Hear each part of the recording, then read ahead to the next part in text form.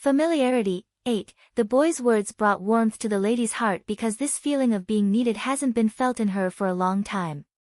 Sweetie, come with me, I'll bring you and your sister somewhere to rest. From now on no one can hurt either of you anymore with me around.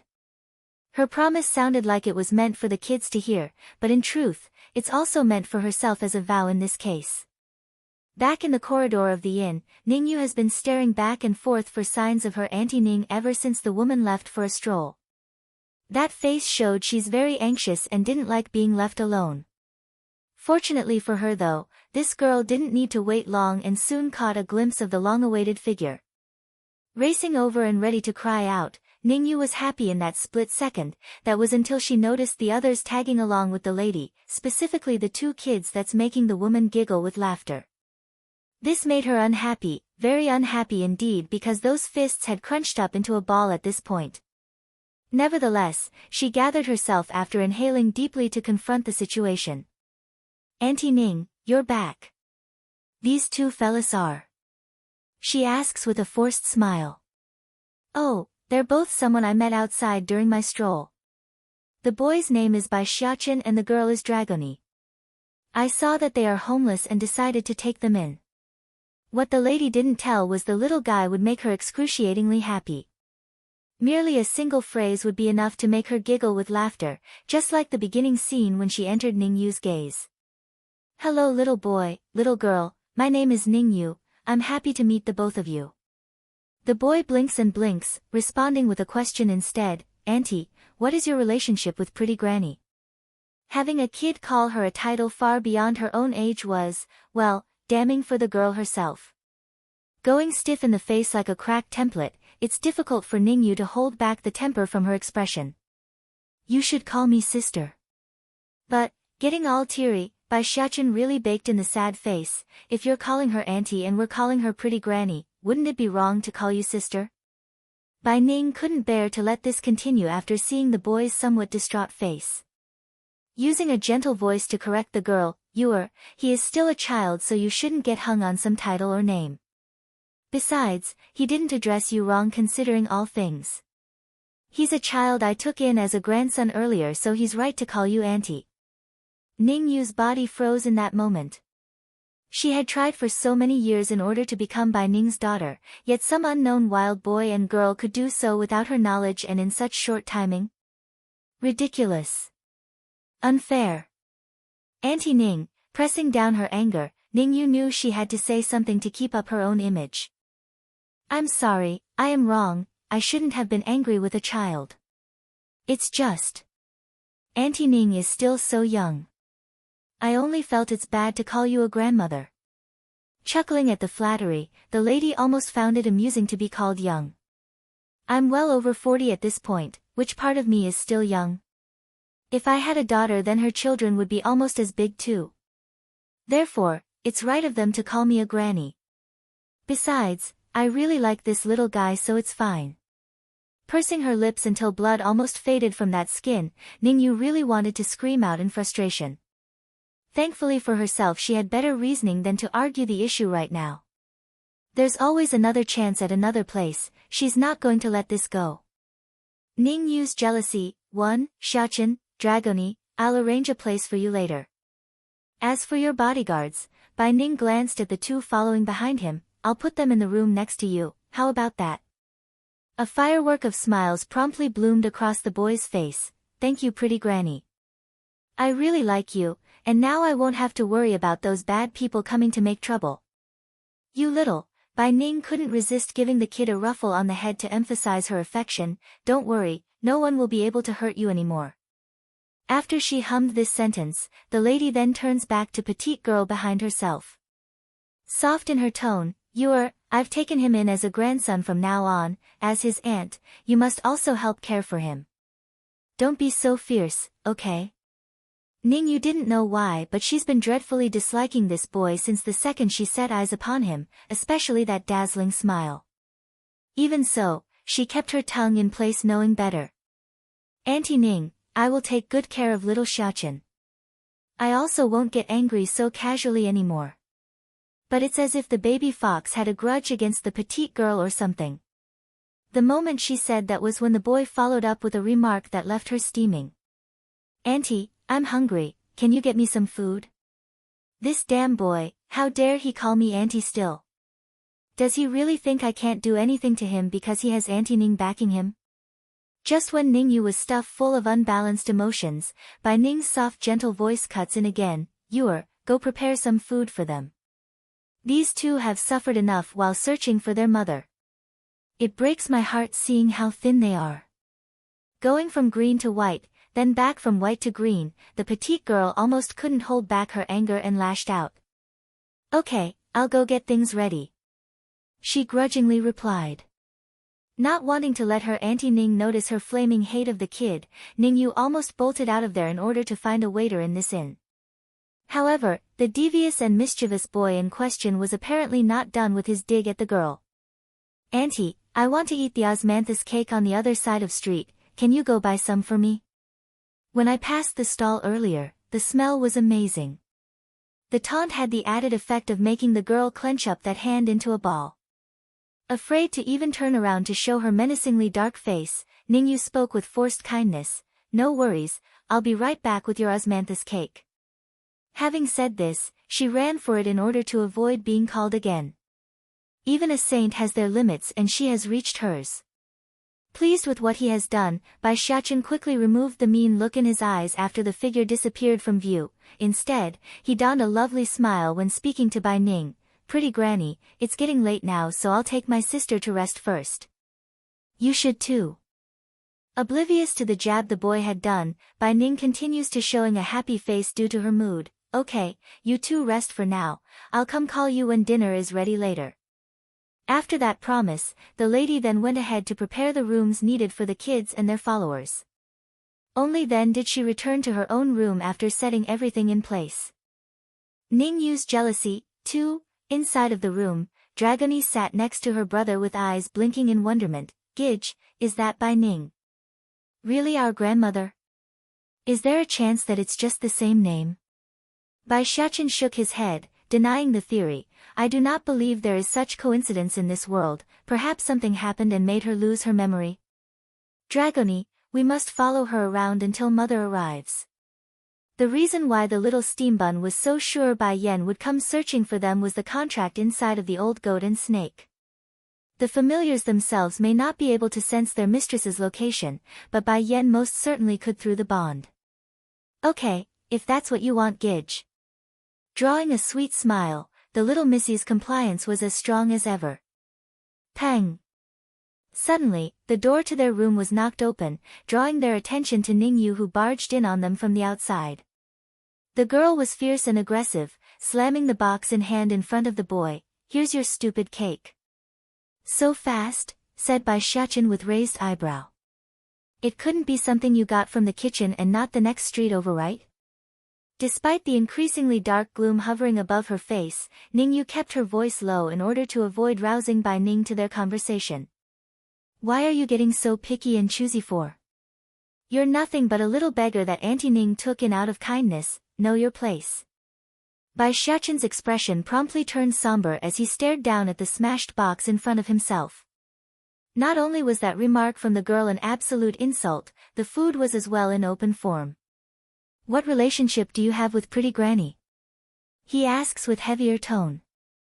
Snorting derisively, "I am her niece right now, of course, that's only temporary.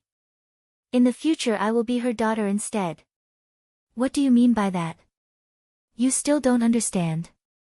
Auntie Ning is going to marry my father, of course she will become my mother afterwards. So, you better stay away from my future mother, you little beggar."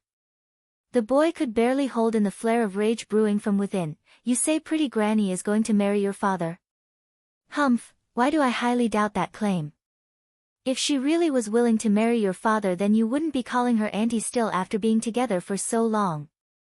Although Bai Ning claims that she doesn't know Yunfeng, husband, of the Misty Fairy House, it doesn't matter. The little steambun had a strong intuition she's the one, the long-lost grandmother that they've been searching for. Grandfather is still waiting for her at home, she cannot marry someone else. Also, I won't let anyone coming around to destroy mother's happiness. The issue is just a matter of time. Regardless, you little beggars better stay away from my Auntie Ning, otherwise the pain will be yours to bear. The girl huffs, swinging herself around to leave only to be alarmed by the table being flipped over by the boy behind herself. Standing there in stunned rigidness, Ningyu awkwardly turned around again, surprised by what the kid's doing. She simply didn't have a clue as to what the boy was planning. This also applied to the two bodyguards next door who overheard the commotion and rushed over. Ningyu's jealousy. 3. Even though the old goat and snake didn't understand what the boy was trying to pull here, they knew enough then to interrupt the show. Instead, they locked their focus onto Ningyu with a warning glare, saying if you try anything then we would snip you on the spot. What are you doing here? Did you finish buying the cake already? Ningyu was at a loss when this voice cut in from the rear, which made her go pale from not knowing how to react.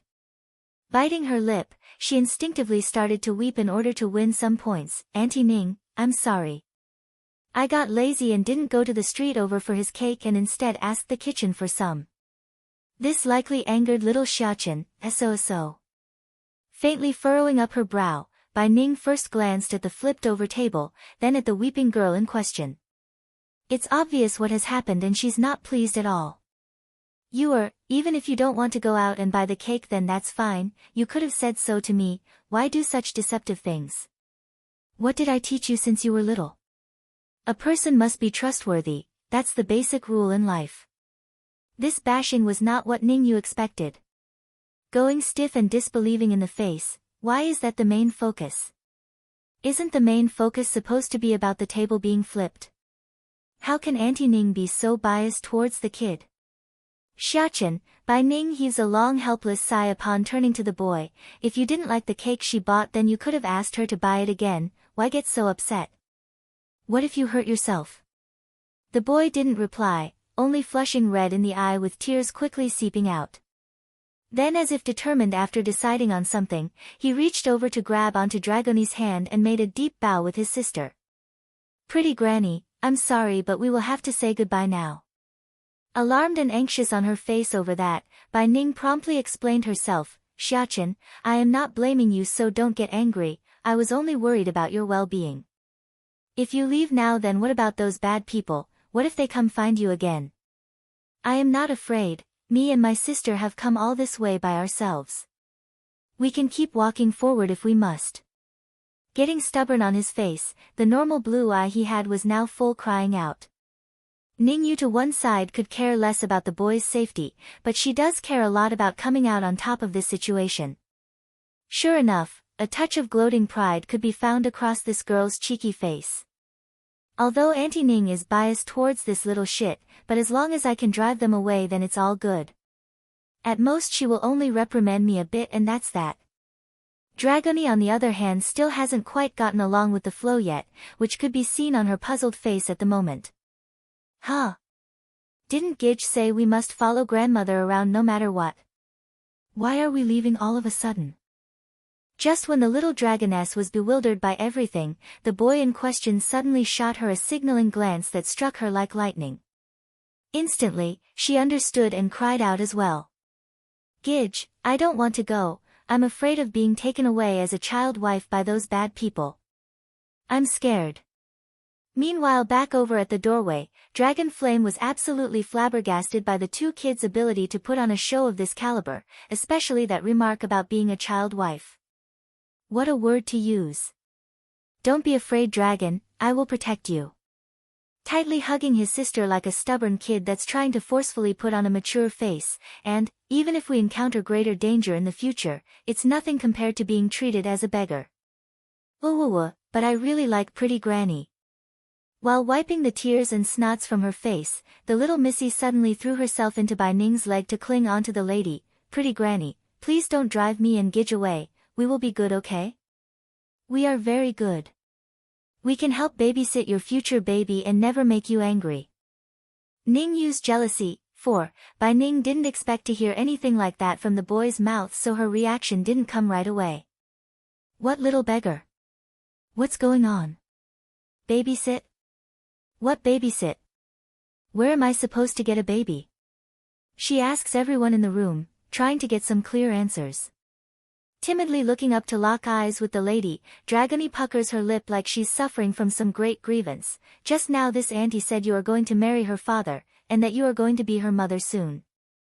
She also told us not to pester you, but I'm scared. Pretty granny, can you not drive us away? Like his sister, the little steam bun was also tearing up in the face, just that his appearance was that of a stubborn boy trying hard to hold back his tears. Dragony, let's go, we will go find mother, only mother loves us in this world now. Wah! As if prearranged, the little missy throws her face into the boy's arm. Gidge, I miss mother, but there are so many bad people out there, I don't know if we will make it till then. Bai Ning just stared at this scene, not able to process the situation due to how much information there was. However, when she saw the sad and pitiful appearance of the two kids, her chest would become overwhelmed with an inexplicable stuffiness of anger and pain. Turning cold in her eyes, she turns to the instigator of this argument. Ning Yu, when did I say I will marry your father? I have clearly rejected him and you shouldn't have such thoughts either.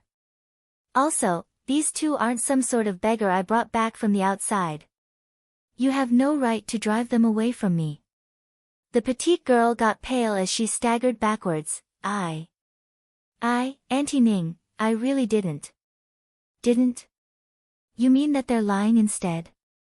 Disappointment filled the woman's eye when confronting this girl whom she considered a niece for all these years. She watched her grow, from an innocent and lovely child to this, deceitful and mean girl. How could Bai Ning not be disappointed? Hell, how could anyone not be disappointed? Unfortunately, Ning Yu apparently didn't get the hint and grasped onto the idea like it's her lifeline. Biting her lip like she's the one suffering, yes Auntie Ning, they are lying. You watched me grow up so you should know me better than anyone. How could I treat these two lovely children in that fashion? If anything, I couldn't wait to cuddle them due to how cute they are. It's already come to this in the girl's mind, so she decided to go ahead and lie all the way. What else could she lose in this case? Now only did Bai Ning feel disappointed, she's also furious at this point. Drawing a sarcastic smirk, Ning Yu, you've known me for many years already, do you think I would be fooled this easily? If you had admitted your mistake then I would have perhaps forgiven you. But now, you are persistently claiming they are lying? Inhaling deeply, the lady wanted to lash out but couldn't. Children of their age are the least likely to lie, not to mention they have no grudge against you, so why would they frame you? Ning Yu's body trembled more intensely than before. In the end, she had underestimated these two kids. It never occurred to this petite girl that they would be able to win her Auntie Ning over to such extent, even to the point where her argument doesn't stand a chance. Understanding this much, Ning Yu promptly clenched up her fist and plopped to the ground, those tears flowing down like a hot spring. I am wrong Auntie Ning, I know I am wrong now. I'm sorry, but I got jealous, I was worried. In this world, you were the only one aside from my pa who is around me, I was afraid you would leave me behind. That's why I said you were going to marry my father, I valued you as my mother because I had no other. Now that was the right thing to say here in this case. Sure enough, Bai Ning's heart was moved by that explanation because it's true to some extent. Ning Yu's jealousy. 5. Auntie Ning, desperately clinging onto the woman's hand, Ning Yu pleads with her all, I was blinded by jealousy, that's why I did everything. I was afraid after seeing how nice you were being to these strange children. I know my fault now, please forgive me. Bai Ning could understand why this girl would behave this way, after all, she did lose her mother as a baby. Putting her desire for a mother on someone else was normal behavior. Nevertheless, that doesn't excuse what Ning Yu has done thus far by lying and doubling down on that lie. That's the sort of behavior she detested, and from someone she knew at that. Inhaling deeply, the lady eventually steeled her heart because condoning bad behavior would only bring more harm, a lesson must be taught. You've let me down too much today. Go back to your father, I only need Xiaqin and Dragony to keep me company during this period. Ning Yu's panicking now. She knows, if she leaves today then coming back out with her Auntie Ning would be close to impossible anymore. Not only that, she might also completely lose her position in the woman's heart and be replaced by these two little shits. Auntie Ning, I really know my wrong, I beg you, please let me stay. I can help you look after these two kids while you're not around. Take care of them.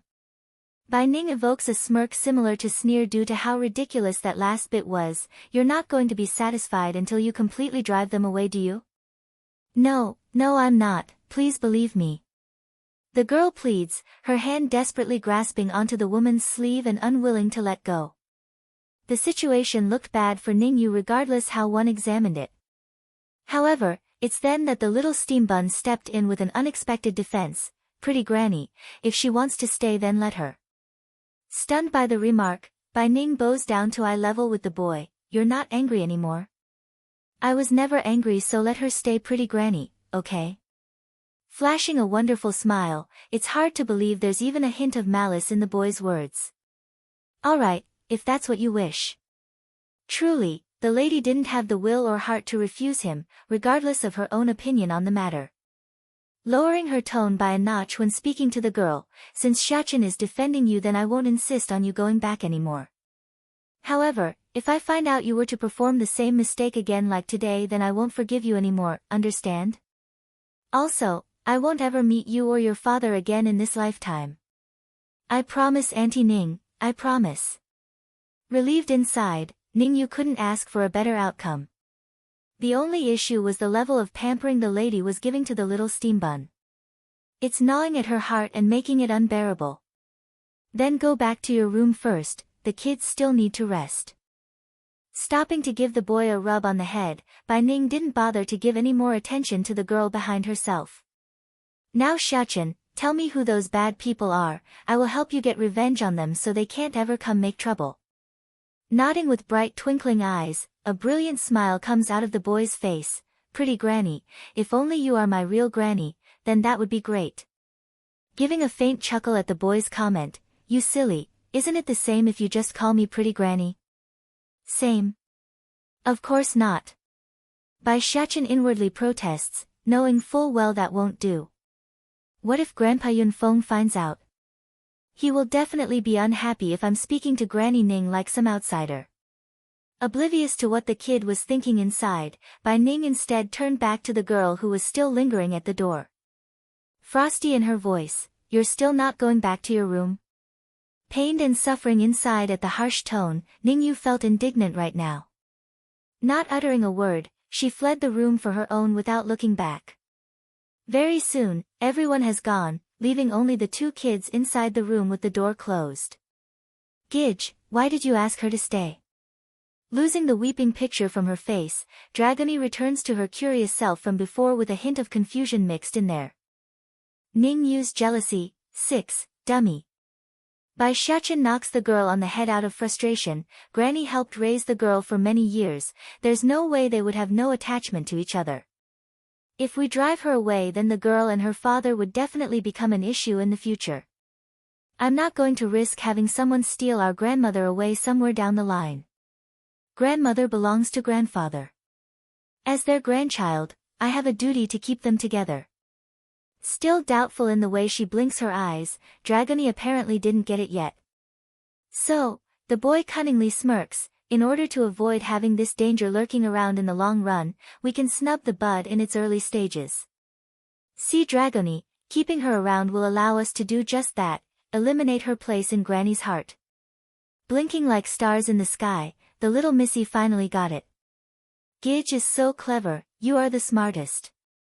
Of course, I'm my mother's son and not like those stupid people out there. Pride filled the kid's face when he announced this, leaving no room for argument about the matter. Dragony, you need to smarten up too. Next time you need to be more cooperate when I start acting, otherwise they might catch on like today. This time he managed to take advantage of his grandmother's love for him to gain the upper hand, but that's not going to always work. Furthermore, he felt guilty about playing his own family, that's not his style. After a long while, Dragony eventually manages to mutter out her own opinion. Gidge, if your father the king hears about your behavior, then he's going to be very sad and angry. The little missy was fully aware of how little Bai Xiachen did to help his old man pursue his own mother. So, considering the huge difference in treatment, it's no wonder she would think that way. That's not exactly the same, the boy puckers his lip. Grandfather is someone dear to mother, and grandmother is also someone dear to mother, that's why I would do this. In other words, the reason he wouldn't help Deetsang was because Bai Yen didn't relatively care for the man back then. Remember Dragoni, you are part of my family now. If there's any fault then it's always going to be baddie father's fault, never mother's. The kid sternly and seriously states this. Nodding cluelessly as usual, Dragoni didn't object to the idea. Does that mean the king is second in importance? No, the second place is obviously our little sister who hasn't been born yet. As for baddie father, you can put him in third place. Now it was the little missy's turn to be discontented. Puckering her lip to one side, no way, Gidge is third, I like Gidge more. Thankfully Deetsang himself wasn't around to listen to their discussion, otherwise he would be so extremely angry right now due to being placed in last place of this family. Now that's good. Patting the little missy like a good adult, Bai Xiaqin compliments her before turning to his two bodyguards who's still waiting to one side. Ning Yu's jealousy? 7, did you hear? If either of you sense my mother's presence then come inform us right away. Commanding and forceful, there's not an ounce of naivety in the boy's voice. Dragon flame twitched in the corner of his mouth over that order. Seriously, did he even need to be ordered for that? If that woman were anywhere close and he found out he would run off to her in an instant. Both of you go down then, Bai Xiaqin cocks a brow before turning back to Dragoni with a blossoming smile, you rest also, mother will come find us soon. Giving one final nod, the little missy didn't doubt the boy's words, only trusting and believing his every statement. Back over at Ning Yu's side, the outraged girl had just returned to her own room inside the inn. She's full of anger right and wanted to smash something to vent the frustration. However, right as she's about to break the nearest teacup on the table, she stopped halfway out of fear for disturbing Bai Ning. Blasted kid, how dare you set me up? She viciously mutters this to no one in specific, no matter, since you're the one trying to steal my Auntie Ning then it's you who's going to die. Nothing but a child, regardless of how cunning he is, he can't possibly pose a threat to me with his weak strength. I will find a time where Auntie Ning is not looking and finish him. But before she could figure out her next course of action, the door to her room was suddenly pushed open and in came a familiar figure. Auntie Ning, how come you're here? She hurriedly asks after being startled by the entry. Bai Ning didn't reply to the question, only showing a frown due to the strange atmosphere in the room. In the end, it was the lady herself who breaks the silence with a sigh. I have always thought of you as a good child, but today your behavior is too disappointing. You've let me down. If it wasn't for Xiaqin pleading for your case, I wouldn't have kept you around. The truth frightened Ningyu, causing the girl to reach out in a panic. Auntie Ning, I know I am wrong back there, please don't leave me behind. I simply care about you too much. You know it too. I never had a mother because she passed away when I was a baby. I simply didn't want anyone to steal you away. Showing a bittersweet smile while shaking her head, if you weren't partially raised by me then you think I would still be standing here? I'm also at fault. I did look after you but I didn't educate you properly, causing you to be so narrow-minded. Over the years, she has been running around so often that she's not taken the effort to oversee the child's growth. The fault wasn't entirely hers, but Bai Ning couldn't shirk off the responsibility either. I really like that child, I had liked him since the first time I laid eyes on him. So, I do not want you to continue to bully him, otherwise. I won't forgive you the next time around, you need to understand that. After dropping this final warning, Bai Ning didn't look back and walked out again, leaving only the shaking girl in the background who had crumbled to the floor. Bai Ning's admirer, 1, her face turned pale as sweat rolled down the forehead after being left alone again. Why? Auntie Ning only met that little shit today, why does she care so much about him? And me, I've been with her for more than a decade, how can I be shoved off to one side by some nobody? The more she dwelled on the subject, the more twisted and disgusted Ning Yu's face became. The girl's about to lose her sanity at this rate. The bloodshot eyes, the tightly gripping balls of hand, everything about her appearance spelled obsessive insanity. You just wait, I'll never let you go. All those who try to steal my Auntie Ning deserves to die. Standing in the middle of a secluded valley, a woman in red had just arrived at this location. Xiachen and Dragoni should be around here somewhere. Bai Yan scans the surrounding terrain, looking for further signs of Dragon Flame and Half Qing Xing's energy signature. Don't worry kids, I'll be there very soon. It's then right as she's about to continue her search for the family, a faint voice cuts in from above and catches her attention. Girl, this place is not for you to come, go back now. If you don't then the consequences will be yours to bear. The owner of this warning was a man wearing a deep blue robe who appeared out of thin air through a ripple in space. At first this person was frank and carefree in appearance, similar to an elder speaking to a youngster out of kindness. However, that face changed the second he saw the contour of the woman beneath himself. It's that of shock and horror. Bai Yan naturally noticed the new aura nearby. Squinting her eyes into a narrow slit, she looks up to confront the person as well. You know me? Recovering from his slip-up, he sneers, why should I know you? Since you dare break into my territory then you don't need to leave anymore. Boom! The killing intent came boiling out from the man's body, covering the entire valley in his pressure. You know Bai Ning. She gets straight to the point after making a flip off the ground and narrowly avoiding the shockwave. This man must be related to my mother if he has such a strong reaction. Either some great hatred or some secret he doesn't want me to know. Regardless of the answer, he knows something.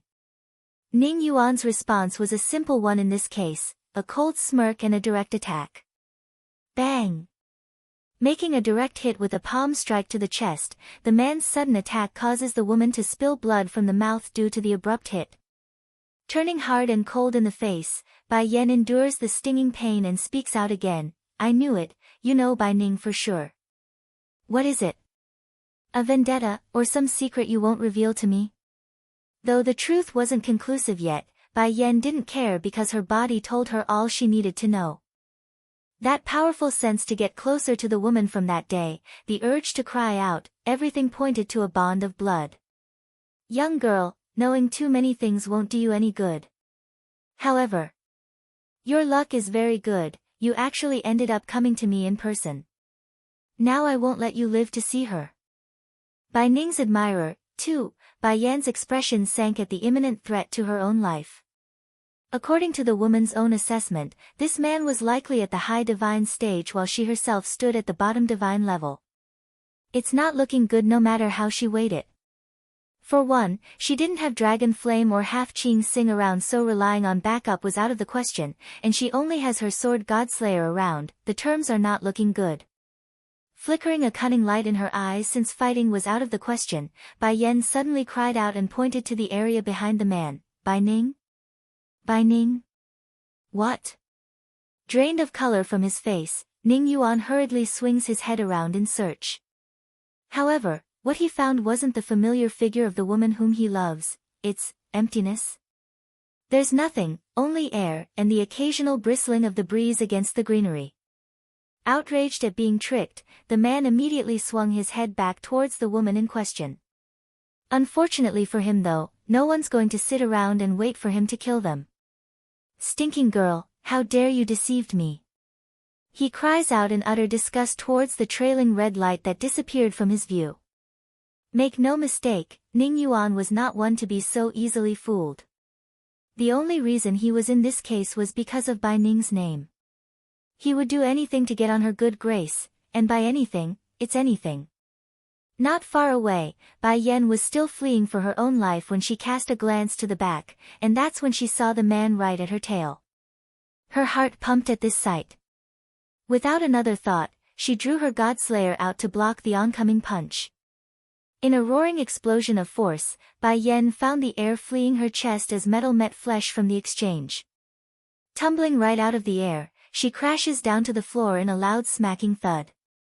Blood spewed out of her mouth as a result of the impacting injury. Girl, I like to see how far you can get with your measly strength. Bai Yan did not respond to the threat, only grasping heavily to her Godslayer while using those watchful eyes to keep a wary look at the enemy in front. But then an idea hit her again upon noticing something. Sneering in her voice, "If you're going to kill me anyways, then why not tell me the truth? This way I can at least die without grievance." Cracking a laugh at the woman, Ning Yuan happily obliged over those sweet words. "All right, I don't mind at all since you're going to be a corpse soon enough."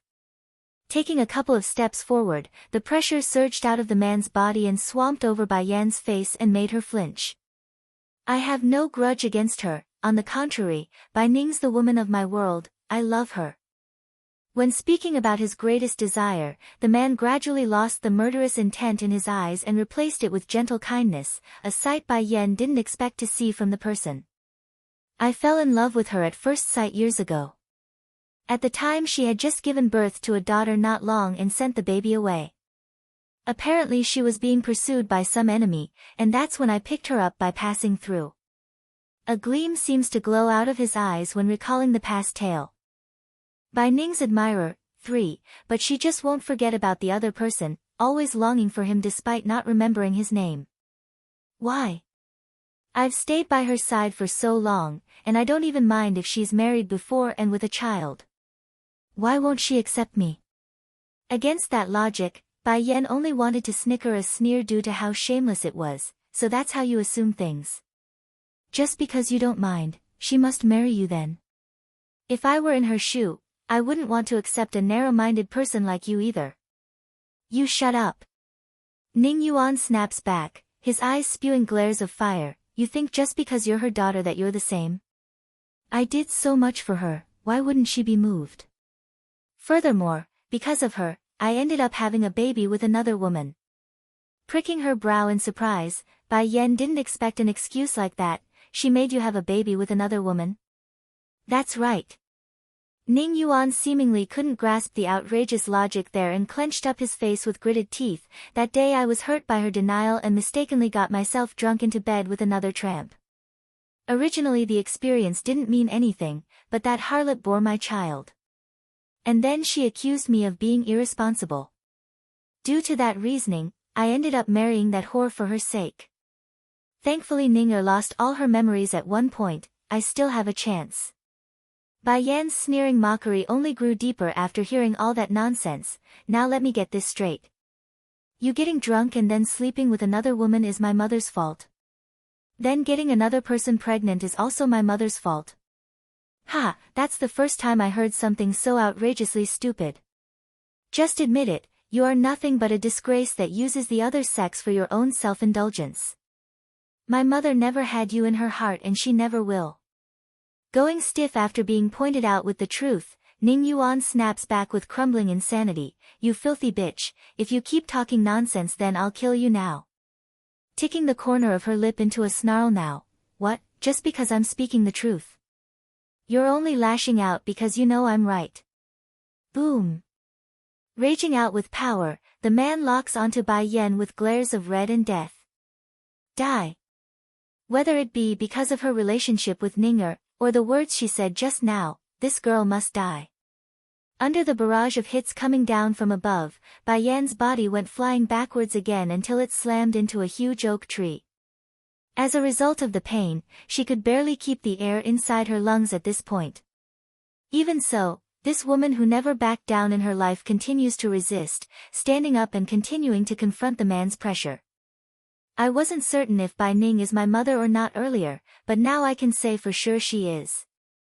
Don't worry, I will live to see her, and in this lifetime, you won't ever get another chance to meet her again." The woman's voice remains unyielding as ever, a fitting stance for someone so stubborn and proud. "Shut up, you shut up." Perhaps it's panic or fear of what might occur from the promise of the woman, Ning Yuan's attacks grew more powerful with each hit he threw out, yet.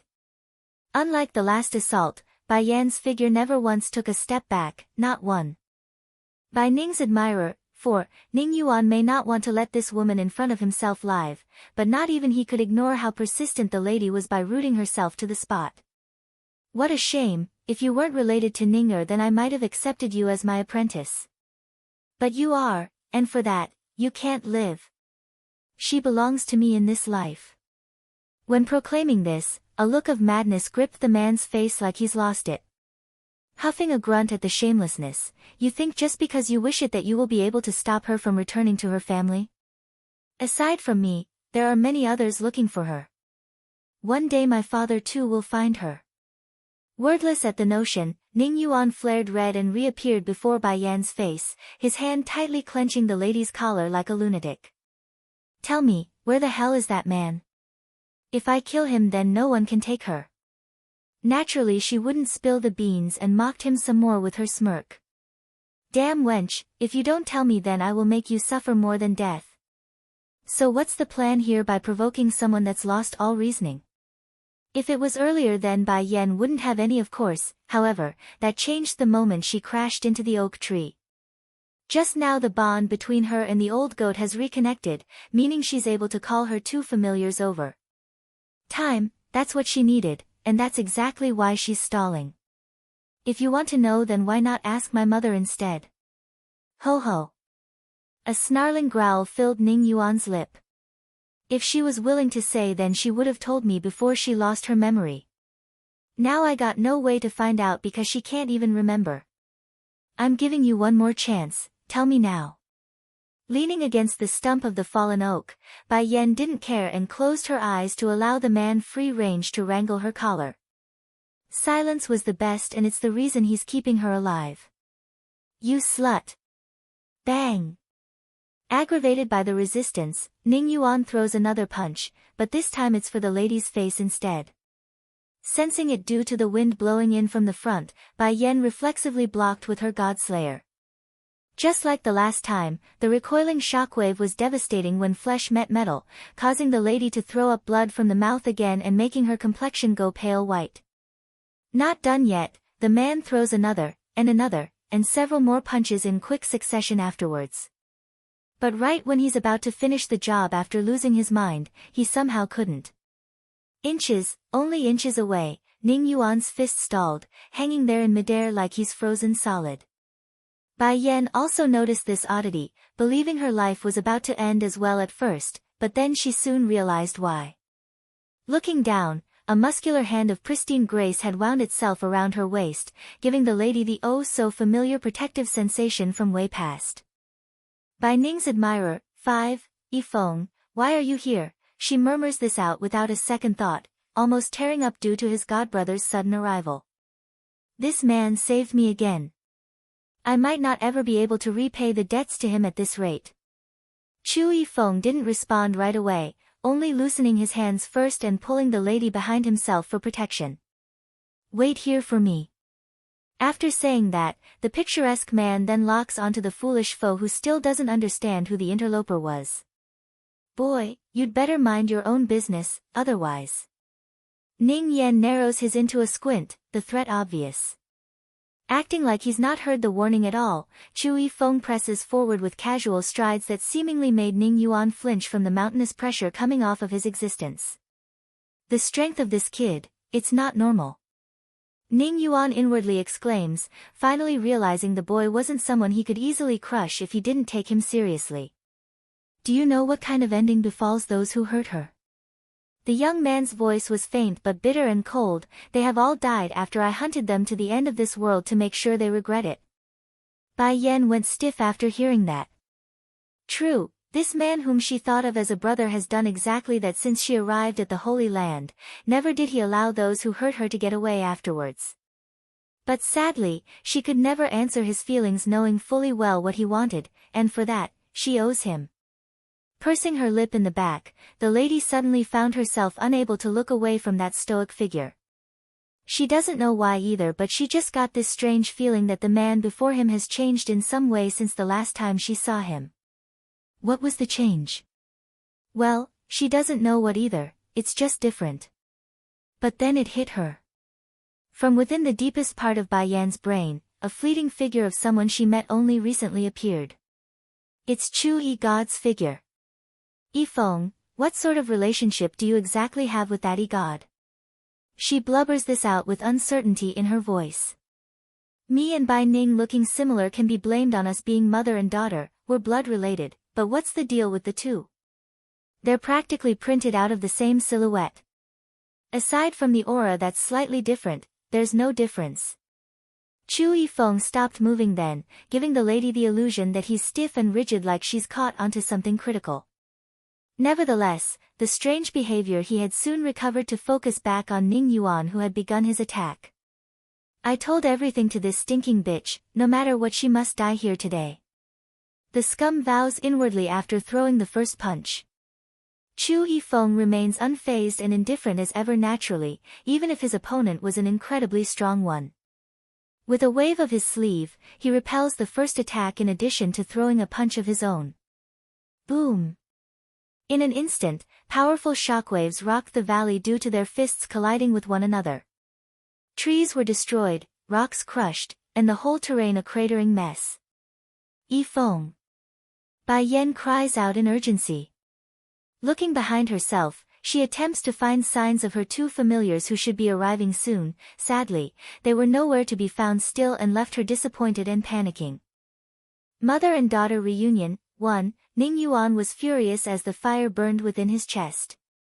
He wanted to bypass this young man whom kept getting in his way but couldn't. Yener, you go first. Sensing the murderous gaze flying over to the woman behind himself, Chu Yifeng faintly mutters this out as a precaution, I'll come to you later so leave first. Bai Yan didn't comply like the man wished, only staring coldly at Ning Yuan who's also shooting death glares in return. Please leave first. Finding no movement, Chu Yifeng says it a second time. Don't worry, I will be alright. Now go back, your baby needs tending. Bai Yan trembled at the reminder, this man, he's always like this, so tendering and caring. Just now during the fighting she may have focused all her energy around the stomach area in order to protect the baby, but a bit of the scum's residual force still managed to get inside despite her efforts. So, unless she takes good care of the injury soon, it would inevitably harm her unborn child inside. Wait for me Yifeng, I'll be back soon. Giving one final glance of guilt, Bai Yan rapidly turned away knowing she's leaving him behind to his own bidding. Stop! Ning Yuan went pale at this sight.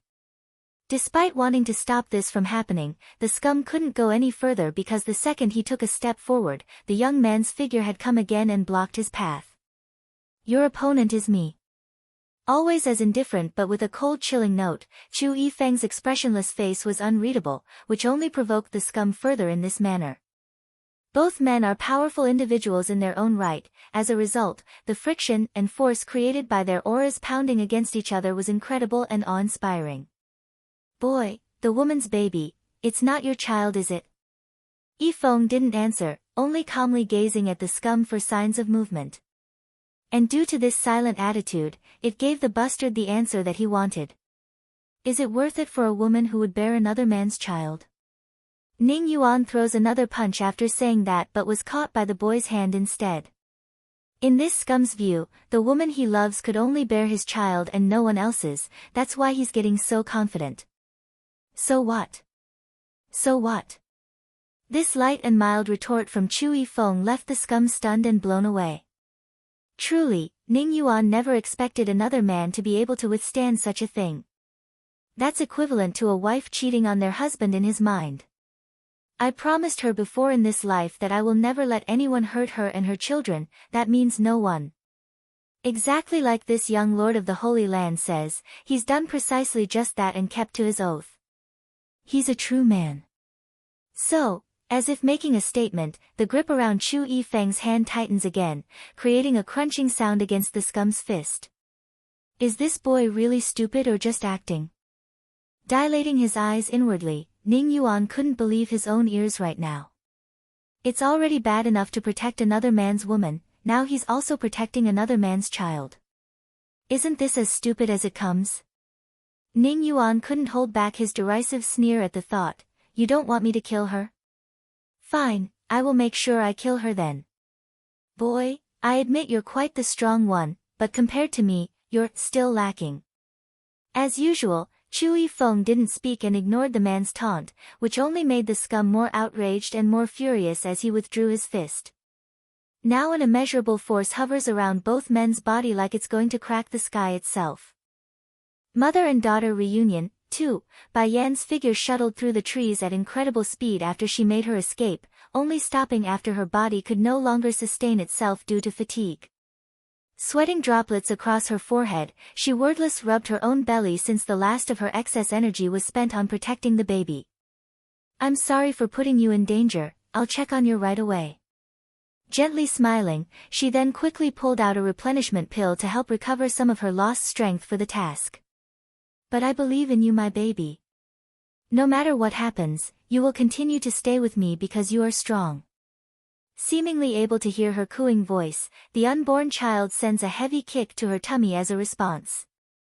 It still hurts for Bai Yan to have a strong bump like that, but it made her happy nevertheless to know the child's well. Minutes later, after examining various parts of her own body, the lady frowns and mutters to herself, "I guess I underestimated the strength of a high divine after all, his power hit me harder than I thought. Recovering from this will be more difficult than expected." It's then at this moment a flashing image of Ning Yuan's face popped up again, causing her eyes to tighten into a cold chilling glare. "But regardless of what happens, I will make sure his plan doesn't succeed. I will find my mother in this life, and I'll make sure she learns the truth." After vowing to herself on future plans, the lady attempts to get up again to no success. The pain from pulling at her wound left her breathless and gasping for air then. However, she didn't need to move. Exactly right as she's deliberating on what to do, two familiar energy signatures had caught her attention. Swinging her head around with a joyous smile, she could see it was none other than Dragon Flame and Half Qing Sing. "Dragon Flame, Half Qing Sing, you're finally here. But where's Dragoni and Xiaochen, shouldn't they be with you?" Twitching in the corner of his mouth, the old goat really wanted to bash at the lady for being so inconsiderate when they rushed over with such haste. "I've came as soon as I got your message, so, I couldn't inform him in time." Are you hurt?" Drawing a happy-go-lucky smile of his own, the old goat was enjoying the sight of the lady being in such a messy state. Ragged clothes on her body, blood stains here and there, what a sight to behold. "Humph. That's what you get for scheming against me. I really should go thank the one who did the deed." Bai Yan naturally perceived the guy's thought, however, she didn't care and kept herself from arguing. 300 meters from here are two people, they're fighting right now. The one wearing the white robe is Xiaochen's godfather, I want both of you to go help him immediately.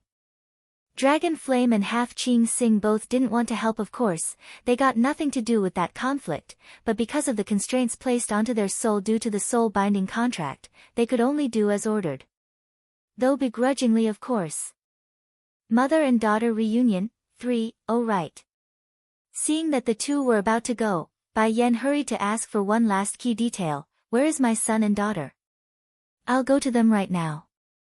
Inside the largest inn of Luqing City, Dragon Flame threw out this answer without struggle, "They should be waiting for you there." Done with that, the old goat and snake immediately took to the air and hurried over to the indicated location. The pair may not like helping the lady in whatever matter she has gotten herself into, but they knew enough their freedom relied on satisfying the wishes of their newfound mistress, hence their hurried pace. This is good, Yi Feng should be fine with those two going to help him. It's time I went to find Xiaochen and Dragoni. Bai Yan thought, pulling herself up from the floor and giving one final bittersweet glance before heading for the nearby city. Inside the inn, Bai Xiaochen had been holing himself up inside the room with his sister after they decided to stay here. He's very bored, but also very worried at the same time, which could be seen by the frown and constant sighing from his mouth. "Why didn't mother come find me yet?" Pressing his chin against the hand that's finicking around with the chopstick, he turns to Dragoni for some comfort. "What am supposed to do? I miss mother so much." Despite the woes of the boy who did nothing but mope before the many dishes on the table, the young dragoness on the other hand was gobbling up the food with great interest when she looked up. "Gidge, you don't want to eat?" "I don't have an appetite if mother is not around." Placing the chopstick down after giving that comment, he just stared at the table for no reason before breaking out into another sigh. "Dragoni, why hasn't she come for us yet? Do you think she has already taken a liking to a new baby and don't want me anymore?" The boy's expression dissolves into that of someone suffering some great grievance, that voice pathetic and whiny now. Then before anyone could reply to the kid's pointless muttering, his ears pricked up and he slammed the table with his hands while jolting up. Dragoni didn't expect this and also jerked at the sudden commotion of course. Food in her mouth, she cluelessly inquired for details, "What's wrong?" But without giving an answer, Bai Xiachen ignored the wondering eyes of his sister and quickly ran out the door. As soon as he did so was when he saw the familiar red dress that he's been waiting for. Likewise, Bai Yan had also noticed the little steam bun that's gazing down at herself from the second floor of this establishment. She didn't bother to hide her relief and happiness while standing in the main lobby where the rest of the patrons were. Immediately opening up her arms at the boy who had literally threw himself into the air, the lady happily welcomed the warm emotional welcome. "Mother." The boy locked onto his mother's body like glue, refusing to let go in the slightest. "Why did it take you so long to find me, mother? Are you already in favor of another baby and not want me anymore?" Amused by the silly remark from her son, Bai Yan's first reaction was to scratch his nose to remove the idea. "Silly, why would your mother I go look for another child when you are so adorable and cute and sensible?" Only with that comforting phrase did the little steam bun release his genuine smile of happiness after being so glum for all these days of wandering. Burying his face into the woman's chest to seek comfort, "Mother, I missed you so much. Before I went into the secret domain in order to grow stronger so I couldn't see you at all, and then it was not easy to get a glimpse of you after you and Batty Father came to find me. In total I barely got to be with you for more than a few days in the past few months." Mother and daughter reunion. 4. One hand wounding tightly around the boy's tiny body, the other around his head, Bai Yan heavily hugged her son to no end in order to make up for their separation.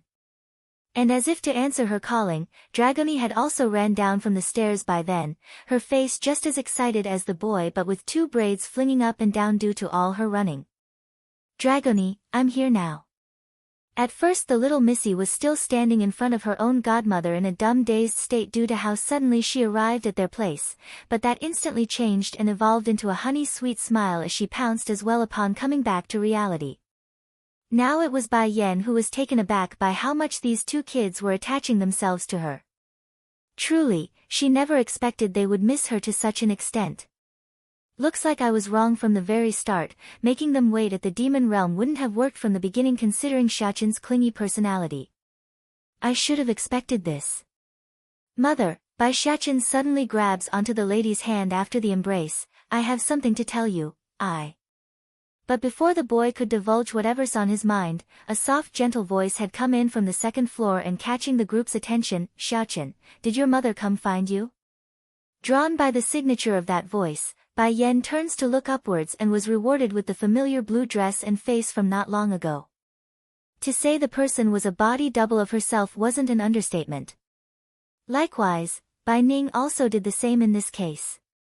Though she already knew Bai Xiachen's mother was very similar to herself in appearance, but the level of likeness was uncanny even to her own eyes.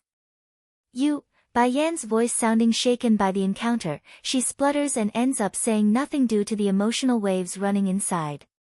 Whether it be in the previous life or this one, Bai Yan has never gotten a chance to experience the bond of having a mother, hence her strong bond to the little steam bun. She needed to make up for the hollowness in the heart over the lack of motherly love. Now imagine the news of actually being able to mend that loss. There's no way the lady wouldn't be moved beyond words. Showing a faint sorrowful smile, Bai Ning was the first to break the silence. "Lady, are you Xiachen's mother? If you are then that's good. I happened to pick him up along the road so I'm happy that his family is here." Bai Yan choked again when trying to speak, which only made it more apparent when the little steam bun interrupts her. "Pretty granny, my mother and us were all driven out by my batty father. We got nowhere else to stay so can you take us all in?" Only then did the stunned-looking Bai Yan recover from her initial excitement. Frowning at his little boy, "Xiachen. Does your father know that you're framing him like this?" Naturally the boy knew exactly what his mother was indicating to with her questioning face but didn't care. Showing teary eyes, the kid continues to stare at his grandmother for help. Meanwhile on the other end, Bai Ning was lighting up at being begged to let them stay. To be clear, she was just as hesitant to see the group go, so this arrangement was like a windfall, the perfect setup in her view if she could have it. If Lady wishes to stay, then of course that's fine. Your decision. A while later, after staying quiet, Bai Yen finally got to express her opinion. My name is Bai Yen, you can call me Yenner. I'm somewhat unaccustomed to being called lady, so please call me by what my family and friends do. Flashing a smile of hope, the woman didn't bother to hide the level of yearning in her voice now. Mother and daughter reunion, 5, happy to oblige the request, Bai Ning said, alright, how can I refuse when you're insisting already? I will call you Yenner from now on. By the way, do we know each other at some point? Her soft gentle voice left Bai Yen visibly shaken because the way she said it hinted at something else. Truth is, I don't remember much about my past anymore, but I always felt like I should have a daughter.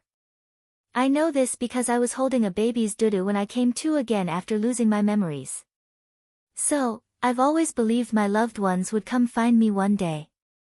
Making a sigh, the lamenting lady's mind faded back to the time where she would yearn for someone to come seek her return to where family and friends waited. Sadly, that day never came, and eventually she too began to lose hope, replacing the feeling with disappointment and regret. Bai Yen acted right away upon hearing that shocking revelation. Dilating her eyes into a squint, she promptly shot her spiritual feelers out for examination. The patient herself naturally sensed the intrusion into her own body, but Bai Ning didn't resist and closed her eyes instead, thus allowing the other side to freely explore her condition. Make no mistake, she would never allow someone free-range exploration of her inner body, especially someone she's just met and no longer than a few minutes. However, a strong urging from deep within told Bai Ning to get closer to this young lady without any specific reasoning. Mother, Bai Xiachen blinks and turns to ask his parent, is something wrong with pretty granny's body?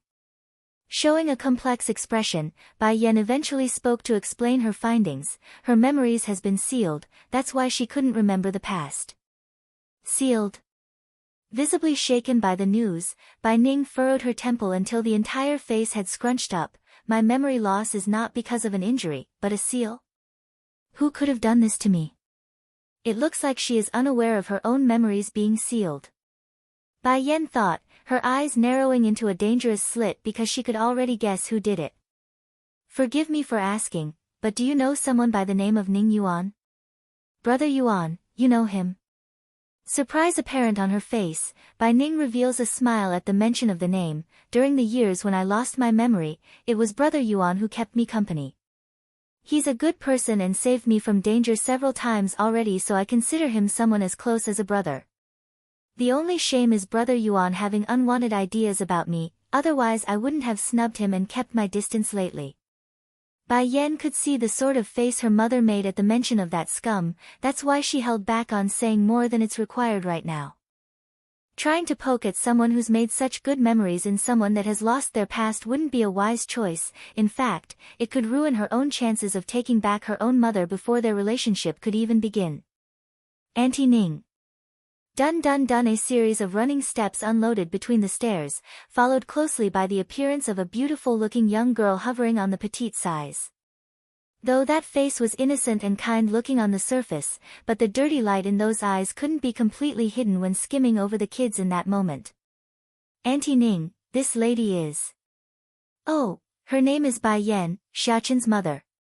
Bai Ning didn't know why either, but she just didn't want to make the introduction, hence the faint frown on her face when speaking. Mother and daughter reunion, 6, Yenner, this is Ning Yu, Ning Yuan's daughter. Bai Ning also introduces the petite girl after composing herself, but that's all, a simple introduction without any extra detail of someone happy to do so. Ning Yuan's daughter. Without bothering to hide the negative opinion of the girl upon remembering the scum's attempt at her own life, Bai Yan's face definitely fell on the negative side of the scale.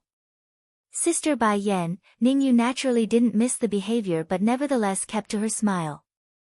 Heck, she even managed to hide her disgust of the other side entirely when speaking this time. Xiachen is a very cute child. Although I like him a lot and can't bear to see him go, but you are his family, so it's only right he leaves with you. Humph. Throwing shots then was none other than Dragoni, who's been listening from one side. She's very unhappy and openly snorted. The girl clearly called us little beggars before and wanted to get rid of us. Talk about disgusting to change face that quickly. Oh I forgot to tell you this, soft and light-spoken, Bai Ning's voice didn't hide the happiness in there when explaining. Yenner is going to be staying with us for the time being, so Xiaqin and Dragoni aren't leaving. One could literally see Ning Yu's face drop into an icicle white during that moment. It just couldn't be helped. The petite girl was actually quite happy inside when she realized the mother of these two brats were here, yet instead of getting rid of them both, there's going to be another one added. What's worse was the face of this supposed lady called Bai Yan. How could she be so similar in appearance? Suddenly, an idea flashed within Ning Yu's mind, causing her eyes to stare out in horror. It can't be. Is she? Is this Lady Auntie Ning's daughter? The more she thought about the idea, the more Ning Yu felt it to be the case. However, the second she noticed the added attention of her Auntie Ning from the side, the petite girl immediately reverted back to her jolly-go-happy face. That's wonderful. Does that mean I will have a sister from now on? Auntie Ning, you can't forget about me just because Sister Bai Yan is around. After throwing that out there, the girl promptly hooked her arms around Bai Ning's in a playful manner, her face acting all innocent and cute. In her own defense, the performance definitely hit the mark there, which could be seen in the appeased face of her Auntie Ning's. Yenner, you must have worked really hard in order to find your way here to these kids. First take a rest at this inn. Don't worry, if your terrible husband comes around then I'll throw him out with the broom. Bai Yan's face visible went black in that second and turned to eye her boy for some answer. In response, Bai Xiaqin only stuck his tongue out in guilty conscience because he's obviously been caught red-handed.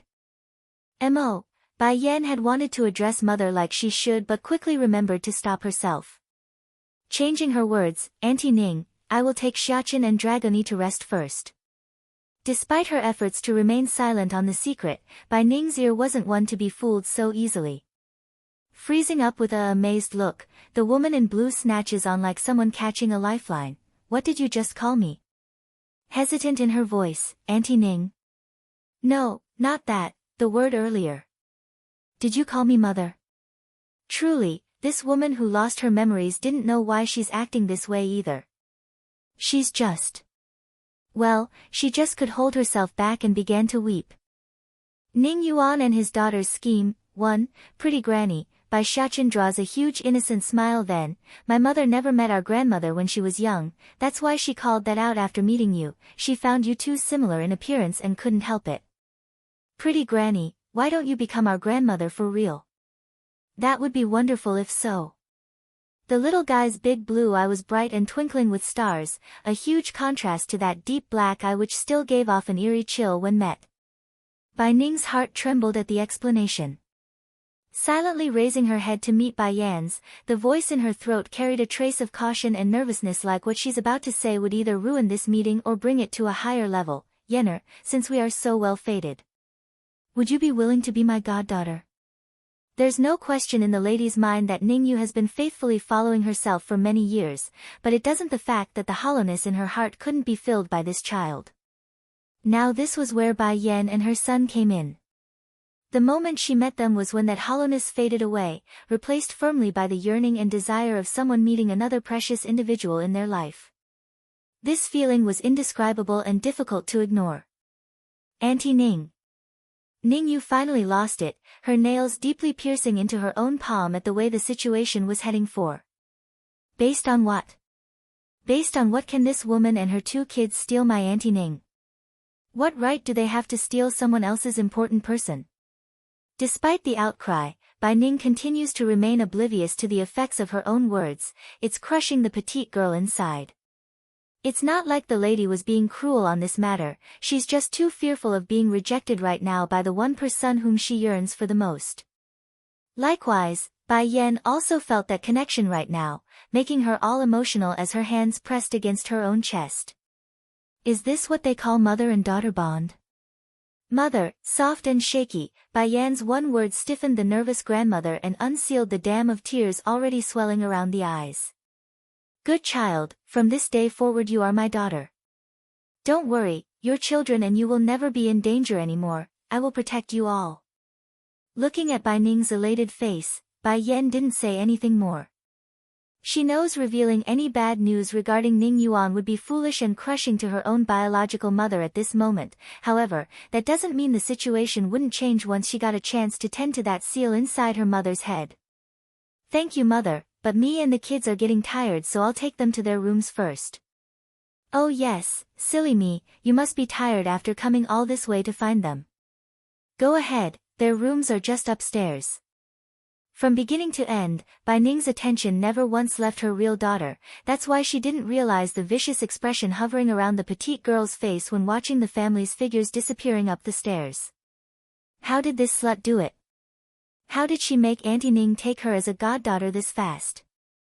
I've spent years trying, how can she get ahead of me like this? She will pay for this. Biting her lip, Ning Yu vowed inwardly to get revenge for this transgression. Then without any indication, Bai Ning, who was walking ahead of the petite girl herself, turned, causing the lass to frantically retract the vicious light in her eyes. Auntie Ning. Yenna will be a sister to you from now on. I hope you can treat her like a real sister and not be like before.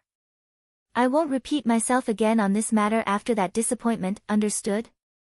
Ning Yuan and his daughter's scheme, too. Ning Yu clenched her fists on both sides and forced a smile. Don't worry, Auntie Ning, I promise you. Only then did Bai Ning return her attention back to the woman next to herself. Let's go, Yenner. Bai Yan nodded of course, but right as she's about to continue up the stairs, she had caught a glimmer of the viciousness in the petite girl's eye. If it was under normal circumstances, she would never allow such a threat to remain nearby, but it's not. Ning Yuan, you will pay for what you did. Your daughter may not have done anything yet, but she's clearly the same type of person as you. Mother, I am hungry. After returning to their room and being left alone again, it was Dragoni who spoke first by rubbing her round belly and salivating on the mouth. Bai Xiaqin immediately shot a look at his sister. You ate so much already and you're still hungry? Especially her tummy, it's so big already. Dragoni immediately made a grievance face at the scolding. It's true her tummy was round and big, but it only takes a short moment for it to be all digested, so she's not lying. Against this picture from her daughter, Bai Yan could already guess what she's thinking. Knocking on the little head with her knuckle, didn't I tell you not to eat random things? If you continue to be like this, then you might get indigestion like the last time. Seriously, what is this girl thinking? Didn't she learn from the last time by eating all those humans? Now she wants to eat Ningyu. Oh. Hanging her head pitifully, Dragoni complies readily. I will listen to mother, I won't eat her.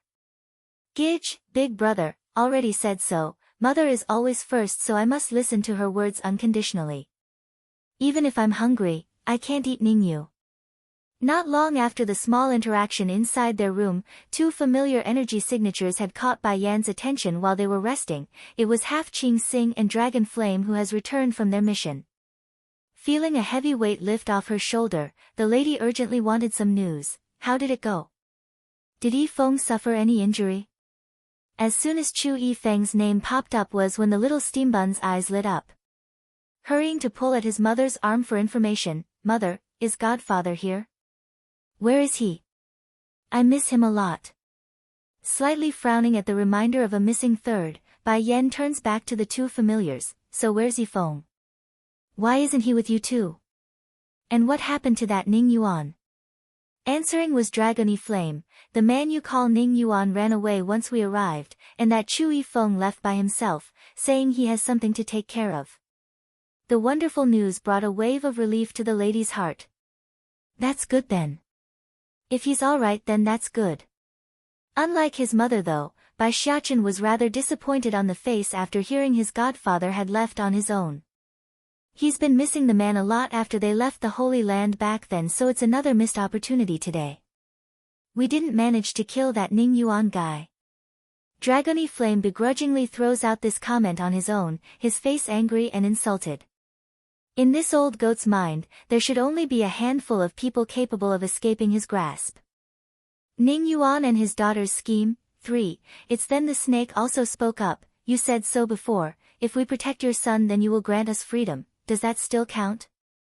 Pricking her brow, Bai Yen forms an unreadable smile at the two. What I promised will of course be counted, but that time is not now. Half Qing Xing's expression changed dramatically. Are you cheating us? I said I will return freedom to you both, that's true. However, I also know that you will attack me right away if I do so, is that not right? She was only able to form a contract with these two ancient monsters due to her deception. If she does do as they wish at this moment, then they are sure to kill her on the spot considering their grudging nature. Bai Yen could still handle the snake thanks to her Godslayer sword, but Dragon Flame was another story. Whether it be the physical body or internal strength, the old goat was on a different level compared to herself. Upon hearing those words, Dragon Flame's complexion also dropped. He just knew this was how it's going to turn out. She never intended to return them their freedom. But you don't have to worry, I'll give you two your freedom sooner or later. It's a pity but I can't do it now and require both of you to stay by my side. Giving a shrug as she continues, besides, I only promised to give you two your freedom, I never said when or where. When the time is right then I will terminate the contract as I promised. Going silent for a long while, the old goat finally spoke again, alright, I will believe you this one last time. I hope you can really follow through with your promise and not play word games with us. Dragon Flame. The snake angrily cried out after hearing that, how can you still trust her? Did you forget how she deceived us in the underground world? I did not forget. Although this woman is very abominable in her ways, but I can still believe in her words. Since she said she will grant us freedom, then it's just a matter of time. Bai Yen pricks her brow at the surprising level of trust. You know me very well. I've told you before already, you're the one who locked me away down there. Why else would I hate you to such an extent? The old goat grinds his teeth in frustration and annoyance. Going black in the face, and I've also told you that it's not me, why do you keep mistaking me for the wrong person? Humph. Dragon Flame huffs a snort, don't deny it, denial is useless. I will never forget your energy signature. Seeing how insistent the old fellow was, Bai Yen could only give up and pucker her own lips in disagreement. Leaning against the chair in a lazy manner, alright, you two can go back to your rooms and rest, there's nothing happening right now so you two can do as you please. Dragon Flame left without any struggle, but Half Qing Xing on the other hand was another matter. The snake practically stomped her entire way out the room like an angry child throwing a tantrum. Ning Yuan and his daughter's scheme, for, back over in the main lobby of this inn, Ningyu the petite girl was still standing at the same spot like she's lost in thought due to the encounter. Just then, a hand suddenly came from the rear and dragged her away to a corner before she could scream. What are you trying to do? The girl snaps around after breaking free and was about to lash out when she saw who it was. Pa, what are you doing here? Don't talk, come with me first. Ning Yuan carefully scanned their surroundings and led the way to a secluded alleyway once he was sure no one was peeking. Immediately, beads of sweat came pouring out of the man's now pale face. Pa, you're hurt. Ningyu whispers this with urgency, did those from the Celestial Palace do this? Ning Yuan didn't answer his daughter's question and instead grabbed onto her shoulder, his voice solemn, you asked me before about whether or not your Auntie Ning has a daughter or not? I can tell you now that she does, and that daughter is now knocking on our doors. Ning Yu's face froze up, her hands clenched into a tight ball over her father's words. The woman you're talking about, is she a pregnant woman with a very similar look to Auntie Ning's? Showing surprise on his pale face, how did you know that? Ning Yu draws a sneer around her mouth as she spoke, that's because the woman you mentioned is already by Auntie Ning's side right this instant. She's also been taken as a goddaughter by Auntie Ning. Pa, I worked for so many years trying to get that title, and now it's been stolen away by some bitch who came out of nowhere. In this petite girl's view, only she was qualified to be Bai Ning's daughter. One for the long years of loyalty and persistence, the other granted by the fact that she's been by the lady's side since she was but a baby. There's no way she would relent to a biological daughter that abandoned her Auntie Ning. That slut is only coming to find Auntie Ning because she saw how strong she has become. What a shameless bitch. I will not let her have her way. Flashing with an idea in his eyes, Ning Yuan immediately got the gist of the situation and followed up with a plan. Your belief is correct. I met that woman earlier and inadvertently revealed Ninger's strength to her, that's why she's trying so hard to get close to your Auntie Ning. It's because of Ninger's strength, they only want her because of that. Originally Ning Yu's comments and hateful thoughts were only speculations on her own part, there's no real evidence to back it up. However, this time it's different if her father was saying what she believed in as well. Immediately, a distorted look appeared on the petite girl's face. I just knew it. When I first laid eyes on her I just knew she wasn't a good person. I can't let this go. I must go tell Auntie Ning the truth. Wait. Seeing how his daughter's about to leave, Ning Yuan hurriedly caught the girl by the shoulder again. Frowning, Ninger doesn't know the woman is her own biological daughter yet. Daughter, you need to think this through. Do you believe your Auntie Ning will believe your words about a child harming their parents? Stopping in her feet now after that reminder, a frustrated and vicious light appeared on the girl's face as she stood there, awaiting the next words to come. You know it as well. Your Auntie Ning may have been abandoned by her family years ago, but she still longed for them to come retrieve her. If you tell her that evil woman is her biological daughter, what do you think she would do? The man continues to lead his daughter down a projected train of thought with his words. Ning Yuan and his daughter's scheme. 5. Ning Yu's face had turned stiff as she closed her own eyes to remember why she's doing this again. Then by the time she opened them again, the initial hesitation had dampened but still there once the image of Bai Ning's face came up. Pa, you are right, even if those people make a bigger mistake, Auntie Ning will still forgive them, otherwise why else would she continue to yearn for those wolves for all these years? I have to let Auntie Ning become disappointed in that woman. I will save her. Good child, full of gentle love in his voice, Ning Yuan's smile looked like he's doing something great and kind despite the cruel nature of what's trying to pull. I will need you to help me with something, okay? What's is it? Ning Yu asks with willingness in her voice. As long as it's to help take down Auntie Ning's daughter then I'm willing to do anything. I have here a poison, you will go sneak this to that woman and get her to eat it. She will die for sure afterwards. Poison. Stunned for a second, Ning Yu silently stares down at the green beady little thing in her father's hand. Slightly panicking in her voice, Pa, what if Auntie Ning finds out about this?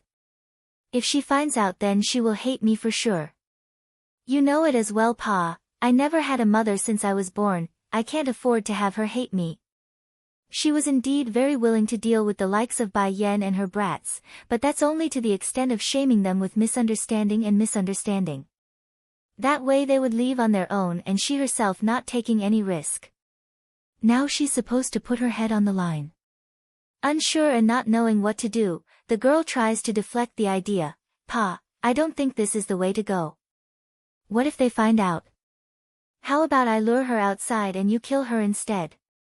Now it was the scum's turn to go stiff in the face over the proposal. It's true in his opinion Bai Yan wasn't as strong as him in person, but there are too many capable talents around the lady. Take his injuries here for example, it was done in by that group. Now his daughter wants him to attack the woman instead. As if he had the guts. Making a couple of dry coughs to ready his excuse, daughter, you need not be afraid, there's no way your Auntie Ning would dislike you. No matter what you do, you will always be her favorite person. She's only momentarily tricked by those people. Once that woman dies then she will naturally recover and return to us. In the end under the constant pressuring of her father, Ning Yu nervously retrieves the green pill into her own hand. Pa, I understand, I will do as you say. Good child, a soft luster filled the man's face over the success. Don't worry, once that evil wolf of a daughter is dead, no one will ever try to fight you for Ninger's attention. Perhaps it's the fear of being caught, or the fear of actually killing someone for the first time, but it took a very long time before the petite girl could take the first step into the inn after leaving her old man in the alleyway. You are. From out of the blue, a faint feministic sound came down from the second floor, causing the already agitated Ning Yu to jerk upwards in fright due to being startled. Bai Ning was walking down the stairways when she saw this, and she immediately picked up on the odd behavior. What's the matter, you're? No, nothing. Tightly biting her own lips, the petite girl couldn't keep calm as sweat filled her forehead. I only got scared a little, it's nothing. Ning Yuan and his daughter's scheme, 6, that's so. Bai Ning remained suspicious on the face but didn't dive deeper upon realizing the girl didn't want to give any more details. Although I couldn't take you to be my own daughter, but I've always looked to you as a niece. If you ever come across any trouble, do come tell me, you don't have to keep it to yourself and handle it alone. Shaking her head, Ningyu spoke with a more relaxed pose after that. Don't worry, Auntie Ning, I am really fine. I'm relieved then if that's the case. Despite those words, Bai Ning's forehead remains a tight knot. She doesn't know why either, but the lady just got this strange feeling that the child whom she helped raise since young has changed in some ways. Watching the departing back of her Auntie Ning, the petite girl finally released the breath she had unknowingly been holding. Her back's been soaked due to all the pressure of almost being caught by this point, and her palm a bloody mess due to how hard she's been gripping the poisonous bead.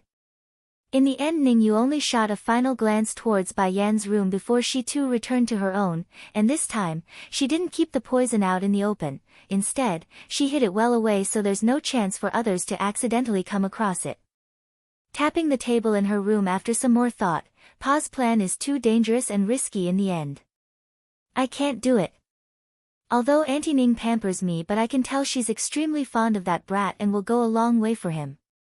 If she ever finds out I tried to poison them, then she will never let me go.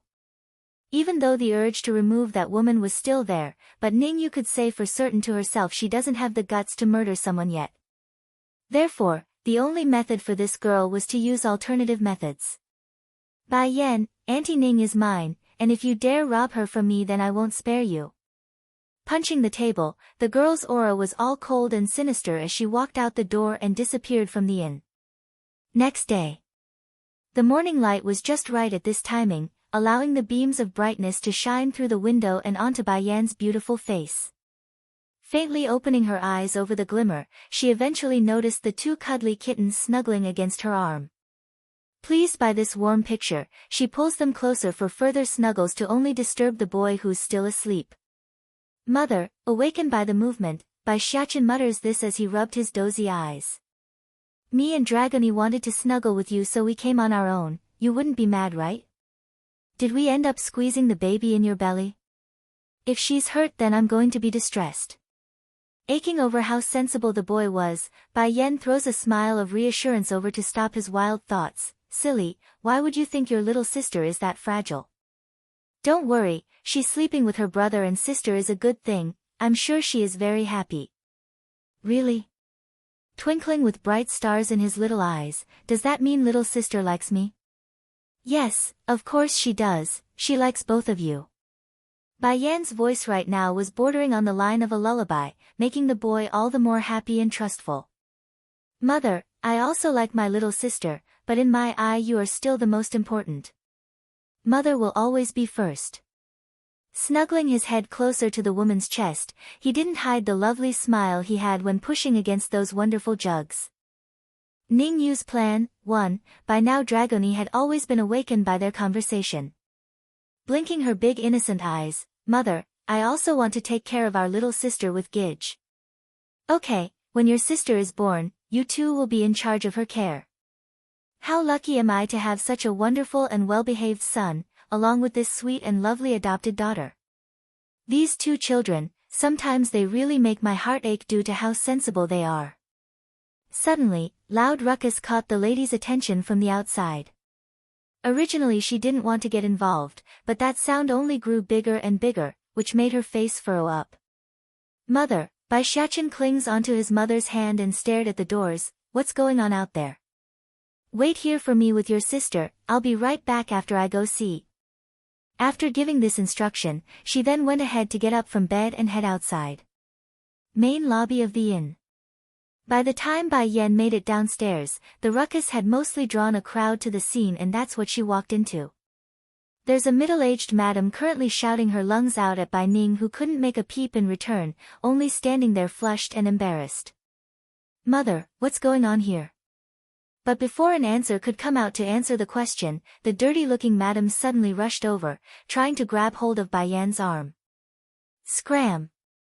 A loud roar exploded out of her throat, sending the stranger several meters away and falling to the ground. This powerful reaction absolutely stunned the dirty-looking madam, leaving her choked for words and looking over to Ningyu for instructions.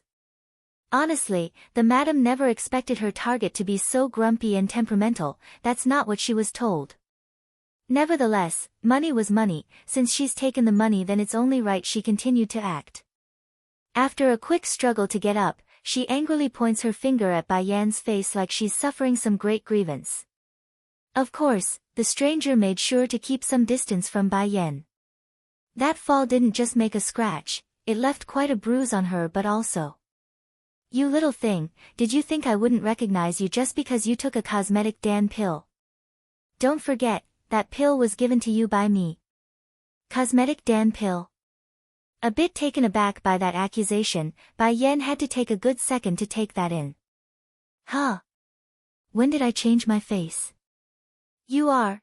Originally she wanted to ask if the madam's mistaken her for someone else, but before a word could come out of her tongue, the madam began to shoot out slurs and curses after curses.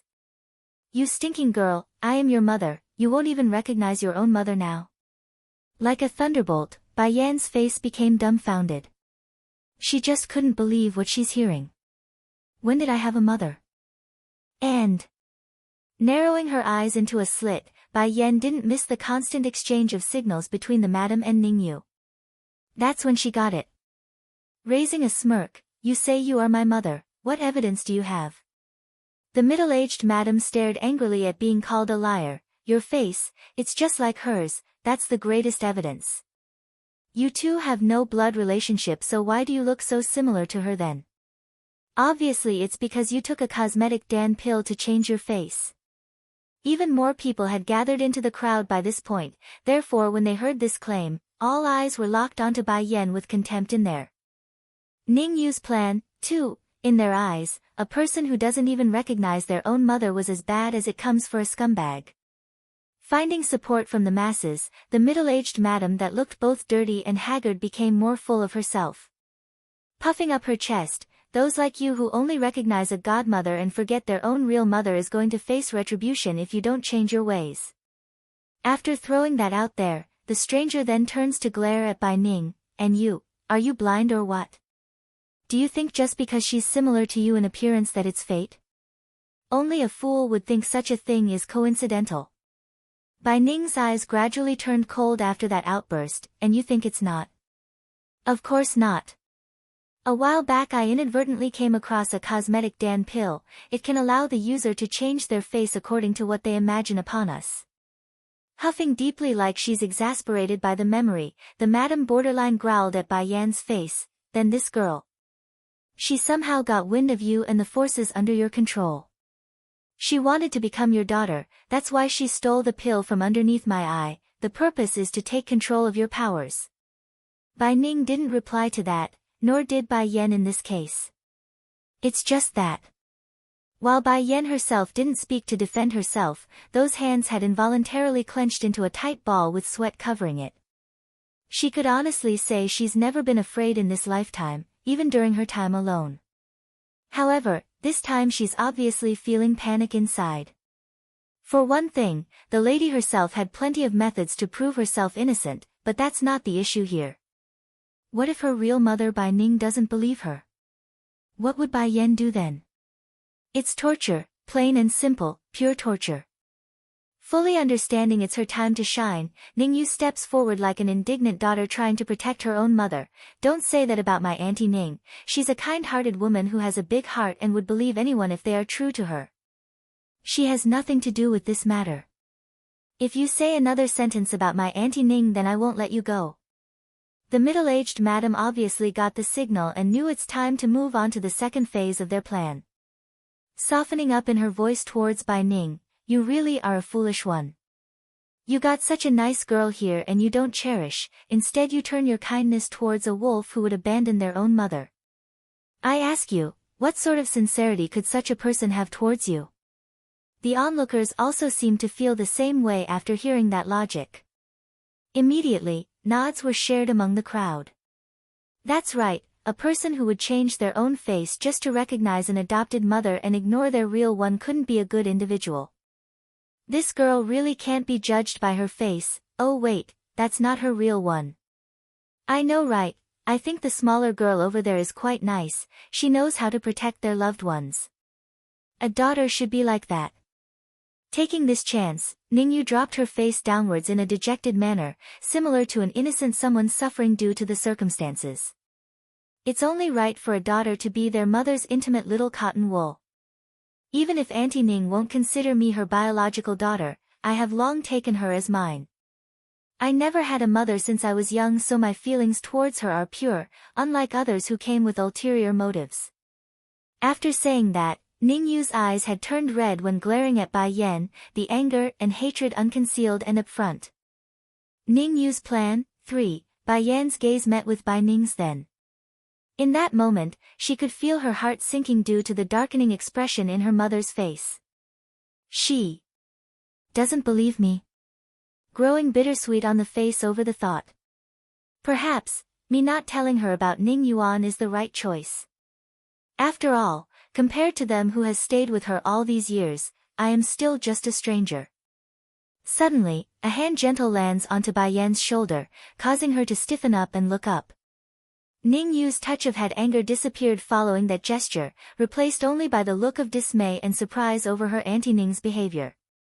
You think I favor this girl just because of her face being similar to me? Bai Ning spoke mildly, like the whole thing didn't affect her in the least. That's not true. I like her because she gives me a very comfortable feeling like someone I know in the past, and not because of her face. Ning Yu's heart trembled at that. Pursing her lip until blood's almost seeping out, but Auntie Ning, her biological mother, is already knocking at the door. I'm only saying that because I'm afraid of you being deceived by her. Biological mother? Bai Ning said it with such sarcasm that it's vicious sounding.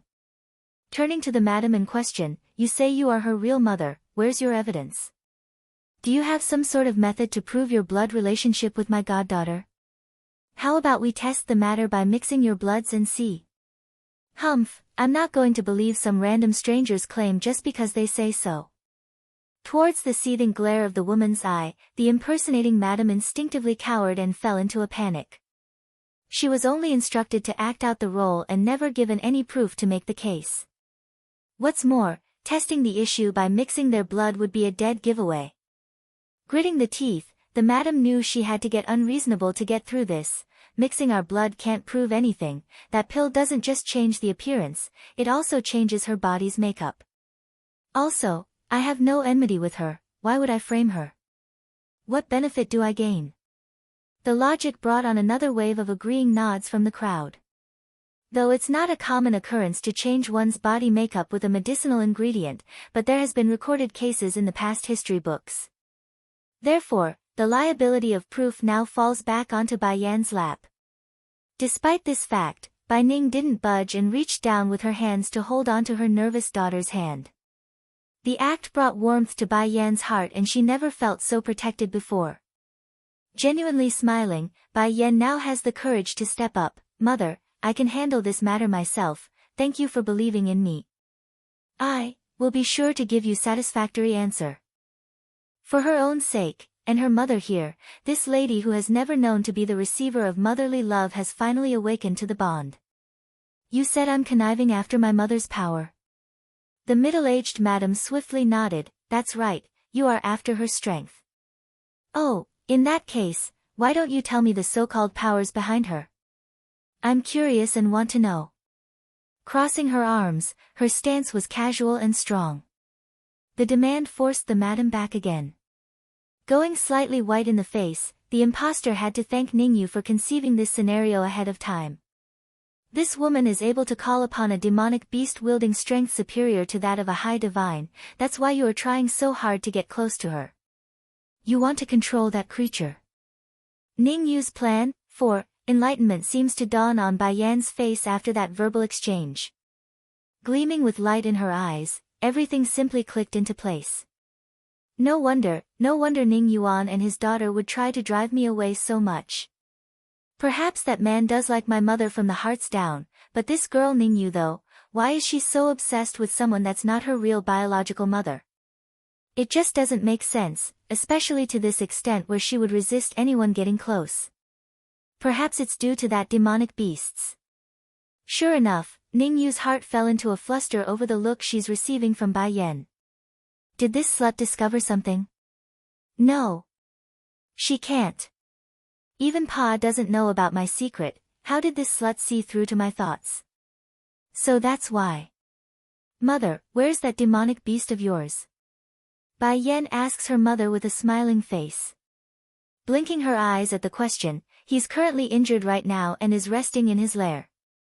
Yener, do you want to meet him? If you do then I can take you to him. Ning Yu's fist once again clenched up with her chest tightening from suffocation. It couldn't be helped.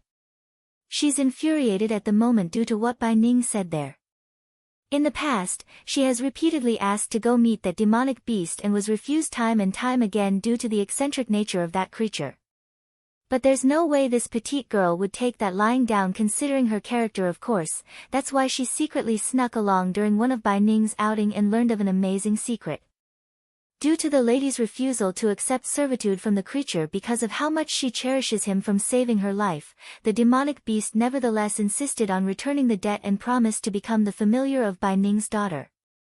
Of course, the emotional attachment Ning Yu had for her Auntie Ning was very real too, but compounding that emotion with the benefits of controlling an incredibly powerful creature was a huge boon.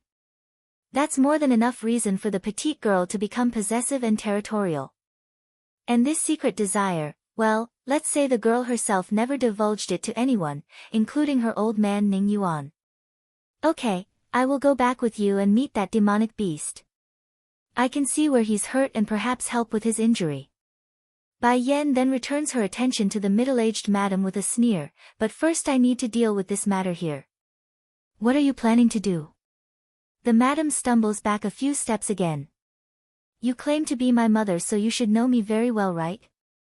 Shuddering inside, the madam stutters her response over the worsening situation. How would I know? You even know about my mother's demonic beast, what wouldn't you know? Let me take a guess on what your next words are. The 2 guards I brought along, they're also given to me by you, correct? After all, my ability is so poor so it's normal to expect that, am I right again? The madam gulped, shaking in her reply now, well of course.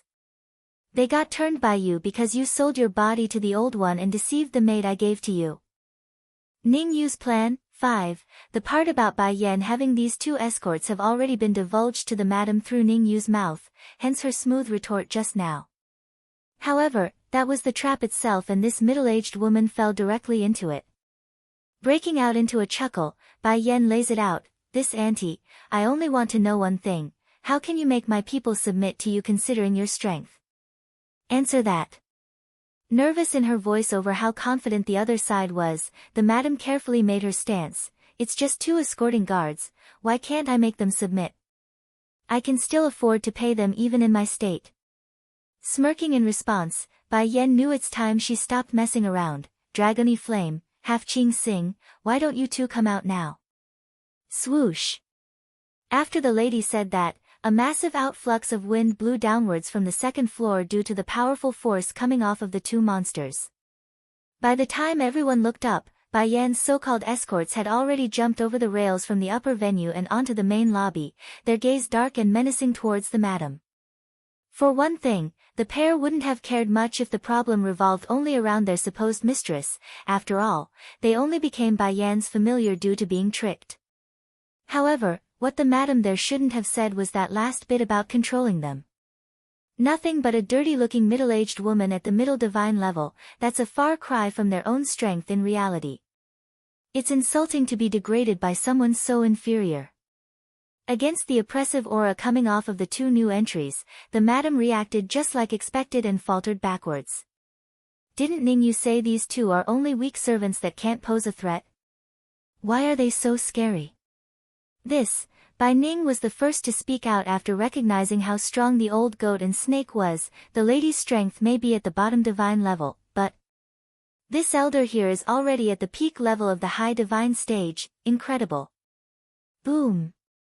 Without surprise, the explanation sent a shockwave among the onlookers who quickly flew into an explosive gasp of awe and shock. High divine. She actually has a high divine individual acting as her escort. Doesn't that testify to the incredible background of this young lady? In that case, why should she need to use such means to acquire the help of a demonic beast that might or might not compare in strength? More importantly, how can this madam here subdue someone so much stronger than herself? That's just ridiculous. Unbeknownst to everyone else, Bai Ning had kept one key factor inside without saying it aloud, and that was these two are both demonic beasts. In the celestial realm, it's a well-known fact that any demons or demonic beasts are firmly suppressed, especially the stronger ones. If those in power become aware of these monsters, hordes of greedy individuals would surely come and try to steal them away and use them as their own familiars instead. And if not, well, naturally the two would be destroyed in the end. Neither ending was something Bai Ning wished upon her goddaughter here. Now the ball was thrown way back to the dirty-looking madam, which made the woman promptly turn to seek help from her employer.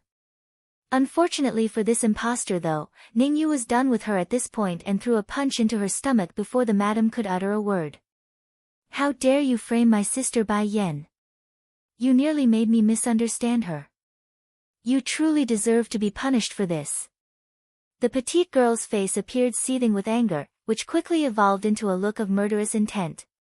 Understanding what's about to happen, the madam flinched and stared in horror. She knows Ningyu intends to kill her at this point and silence the issue since things has come this far. Ningyu's plan? 6. In a moment of desperation, the bleakly white-faced madam actually lunged into a crawl for Bai Ning's leg when she realized what's going to happen to herself. However, before she could even make it a few knees forward, Ningyu had come down again with another punch and sent her body flying. Blood now kept pouring out of her mouth as horror gripped the madam's face. Now you're trying to harm my Auntie Ning. Ningyu grabbed onto her accomplice's collar and snapped out, if you try anything then I will not let your entire family go. There's a reason she emphasized the family word because the madam immediately flew into a bigger panic and understood the underlying threat inside that sentence. If I dare reveal she's the one who instructed me to do all this then my entire family will suffer, and my son who's in her hand will also die. Miss, please spare me, I know I am wrong, I mistook you for someone else. The madam hurriedly changed her tune and squeezed this out towards Bai Yen. Bai Yen naturally didn't believe a single word there. Squinting her eyes, she shifts her attention from the woman who's obviously being blackmailed in some way to the petite girl instead. Smirking as she spoke, mistook me for another person? You even knew about my mother's demonic beast, so how do you explain that? Ningyu's face went pale in that instant, knowing the sentence was meant for herself. I just knew this woman wouldn't be so easily blindsided. I should have listened to Pa and done what he asked to poison this slut. Now Auntie Ning will distrust me even if I wiggle out of this mess. Sure enough, Bai Ning's brow began to furrow up after listening to Bai Yan's logic because there's only a couple of people who even knew of that demonic beast under her care. Specifically, the main two suspects are Ning Yuan and his daughter Ningyu. Aside from those two, she couldn't really think of anyone else. Suddenly, a dreaded idea popped into the woman's head, causing Bai Ning to tremble in disbelief and fear of the truth. It's not like this lady was a soft-hearted woman, rather Ningyu's a child she personally oversaw her growth. To find out that the young baby has grown up to be an evil villain at heart, why wouldn't she be hurt and traumatized? No, you are wrong, the madam shakes her head and continues to force her own story, everything I did was on purpose. In that moment, a flash of determination filled the imposter's eye like she's come to terms with her own fate. You believe no one knows about your demonic beast? You're wrong, I've long known about it. The reason I want this woman to leave is because I wanted my daughter to take her place, I knew that's the only way to trick you. Despite the self-righteous expression on the madam's face, her true feelings were quite different. It's fear and panic, sprinkled in with a bit of hatred now towards everyone here. Like a cornered rat, when there's no room for escape then a prey would also grow fangs, that's the reasoning for the hatred.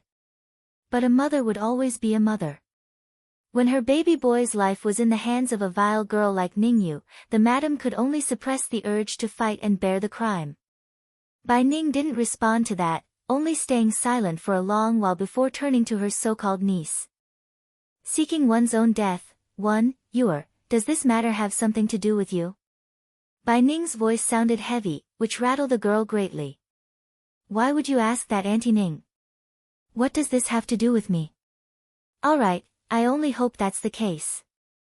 If I find out you are behind this incident then I won't let you off even if I'm the one who watched you grow.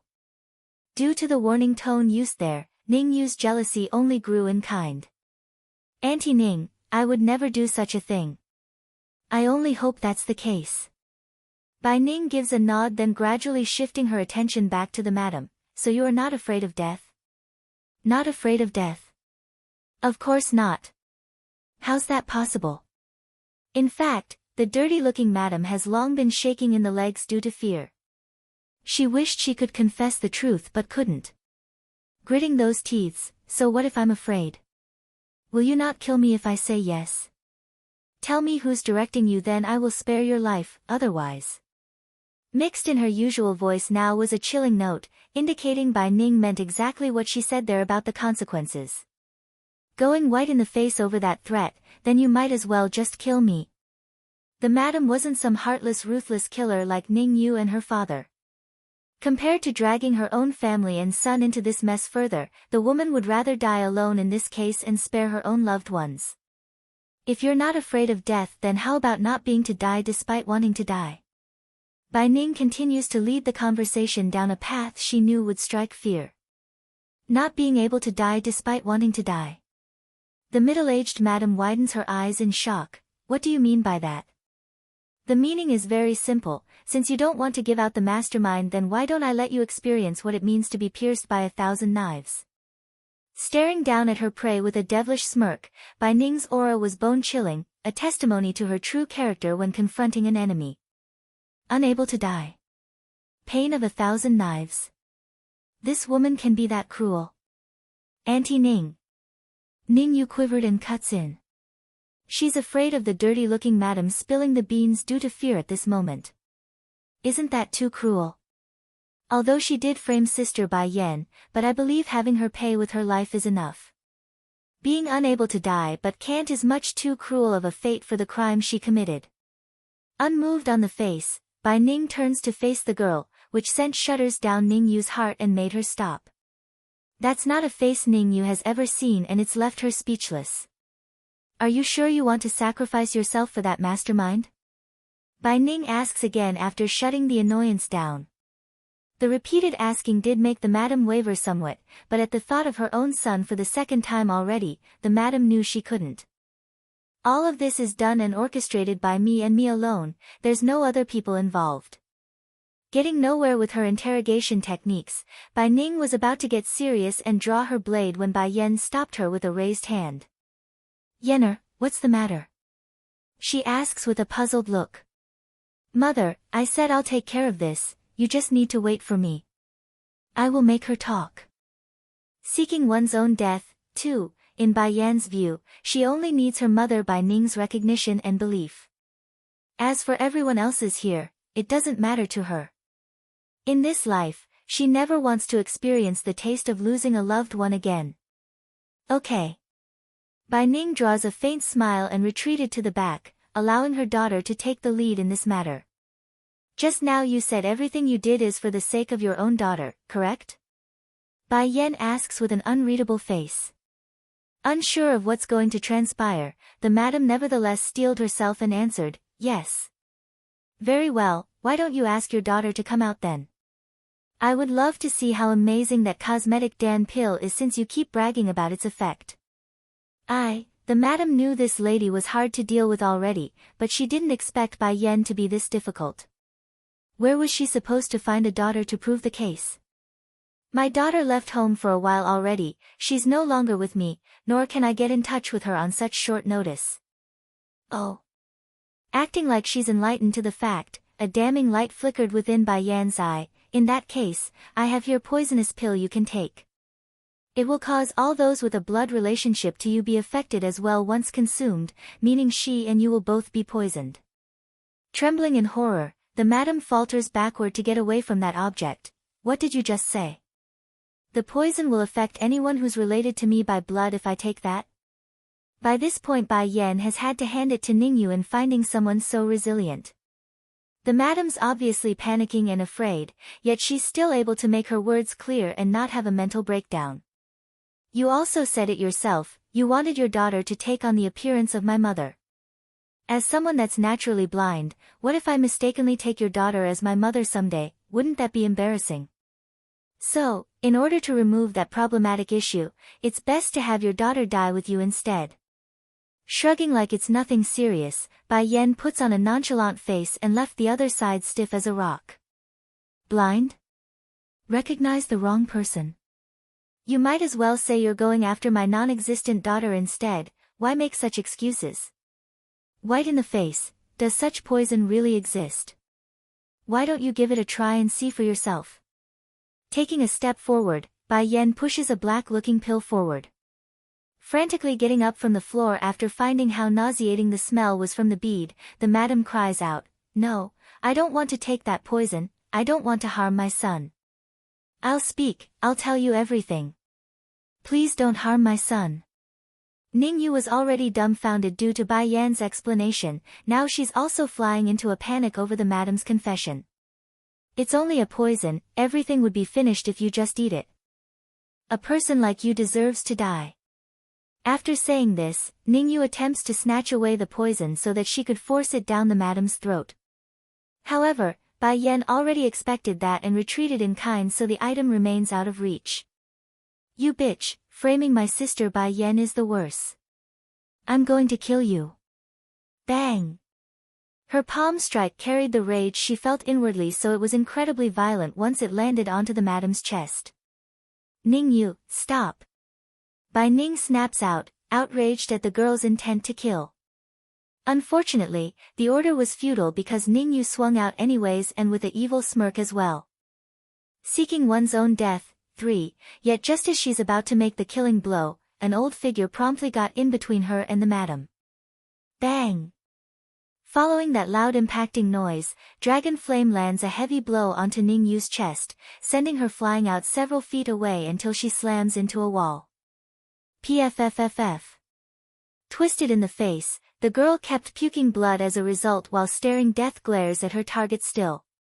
Understanding this was her chance, the madam cries out, "It is she. She is the one who asked me to impersonate your mother. She wanted to drive you away from this woman. I only promised to do this because she offered me a lot of valuable things, but please spare my son, he is innocent." The dump. Taking to her knees, the middle-aged madam didn't try to twist the story anymore and spilled everything. Why didn't you expose her just now? Happily placing the bead away, Bai Yan no longer needed it. A flash of panic appeared in the madam's eye then, her father is still out there. If anything happens to the girl, her father will murder my entire family. I don't want my son to die, that's why I didn't out her earlier. Please forgive me, I never did anything that's truly damning here, right? Bai Yan couldn't hold back her scoffing sneer then because that's far from the truth. Didn't do much?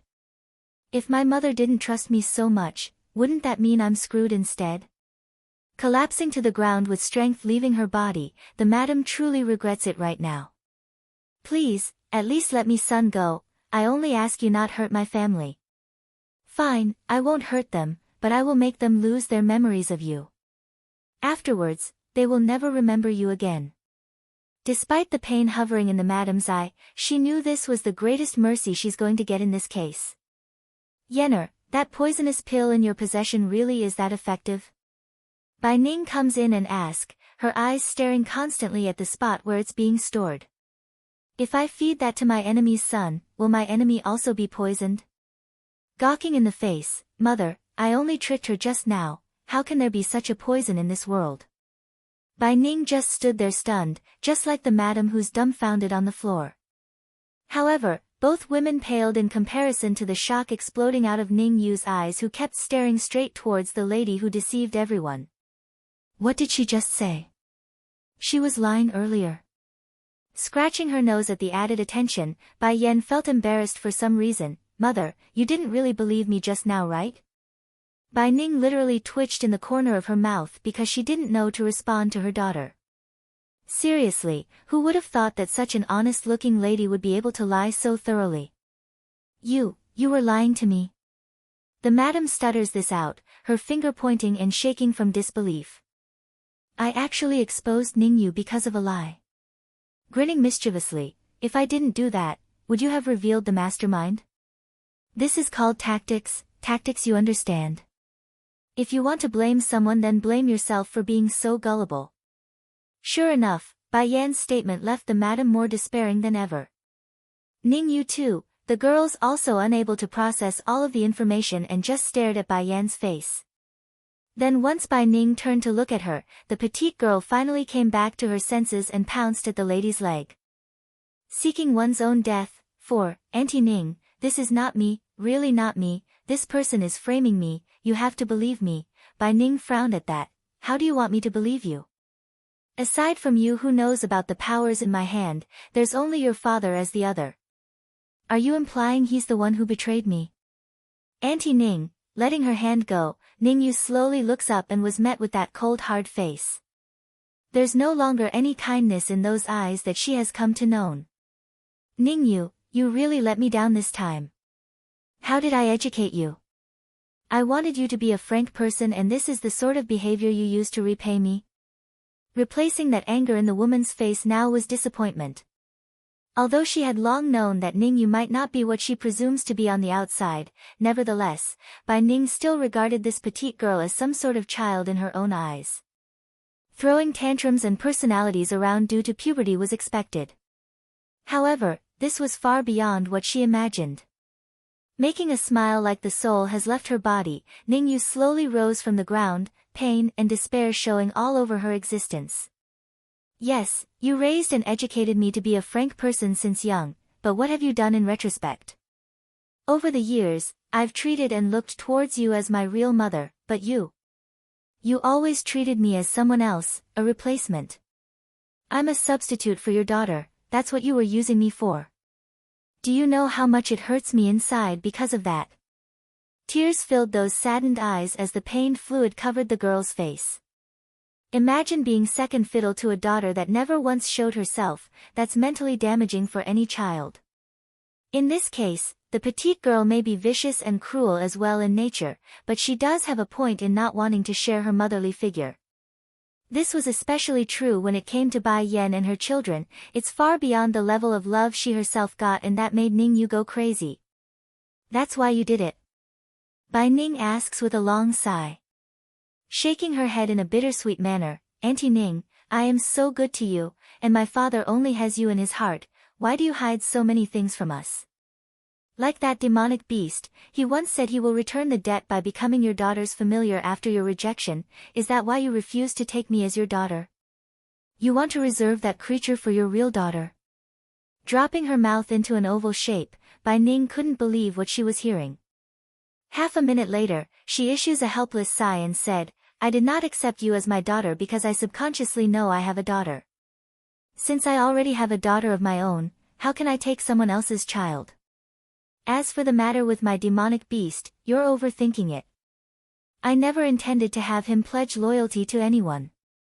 Clenching her fist until it's shaking, Ning Yu uses her bloodshot eyes to stare dead into the woman's eye. Okay, ignoring the demonic beast, why can't you take me as your daughter? I kept you company for all these years, I should have every right to that title than someone who abandoned you. Which part of me you don't like? I promise I will change. Abandoned you? This sentence left Bai Yan sharpening in the eye as she glared over to the petite girl. You never seen her family before, so how do you know she was abandoned by them?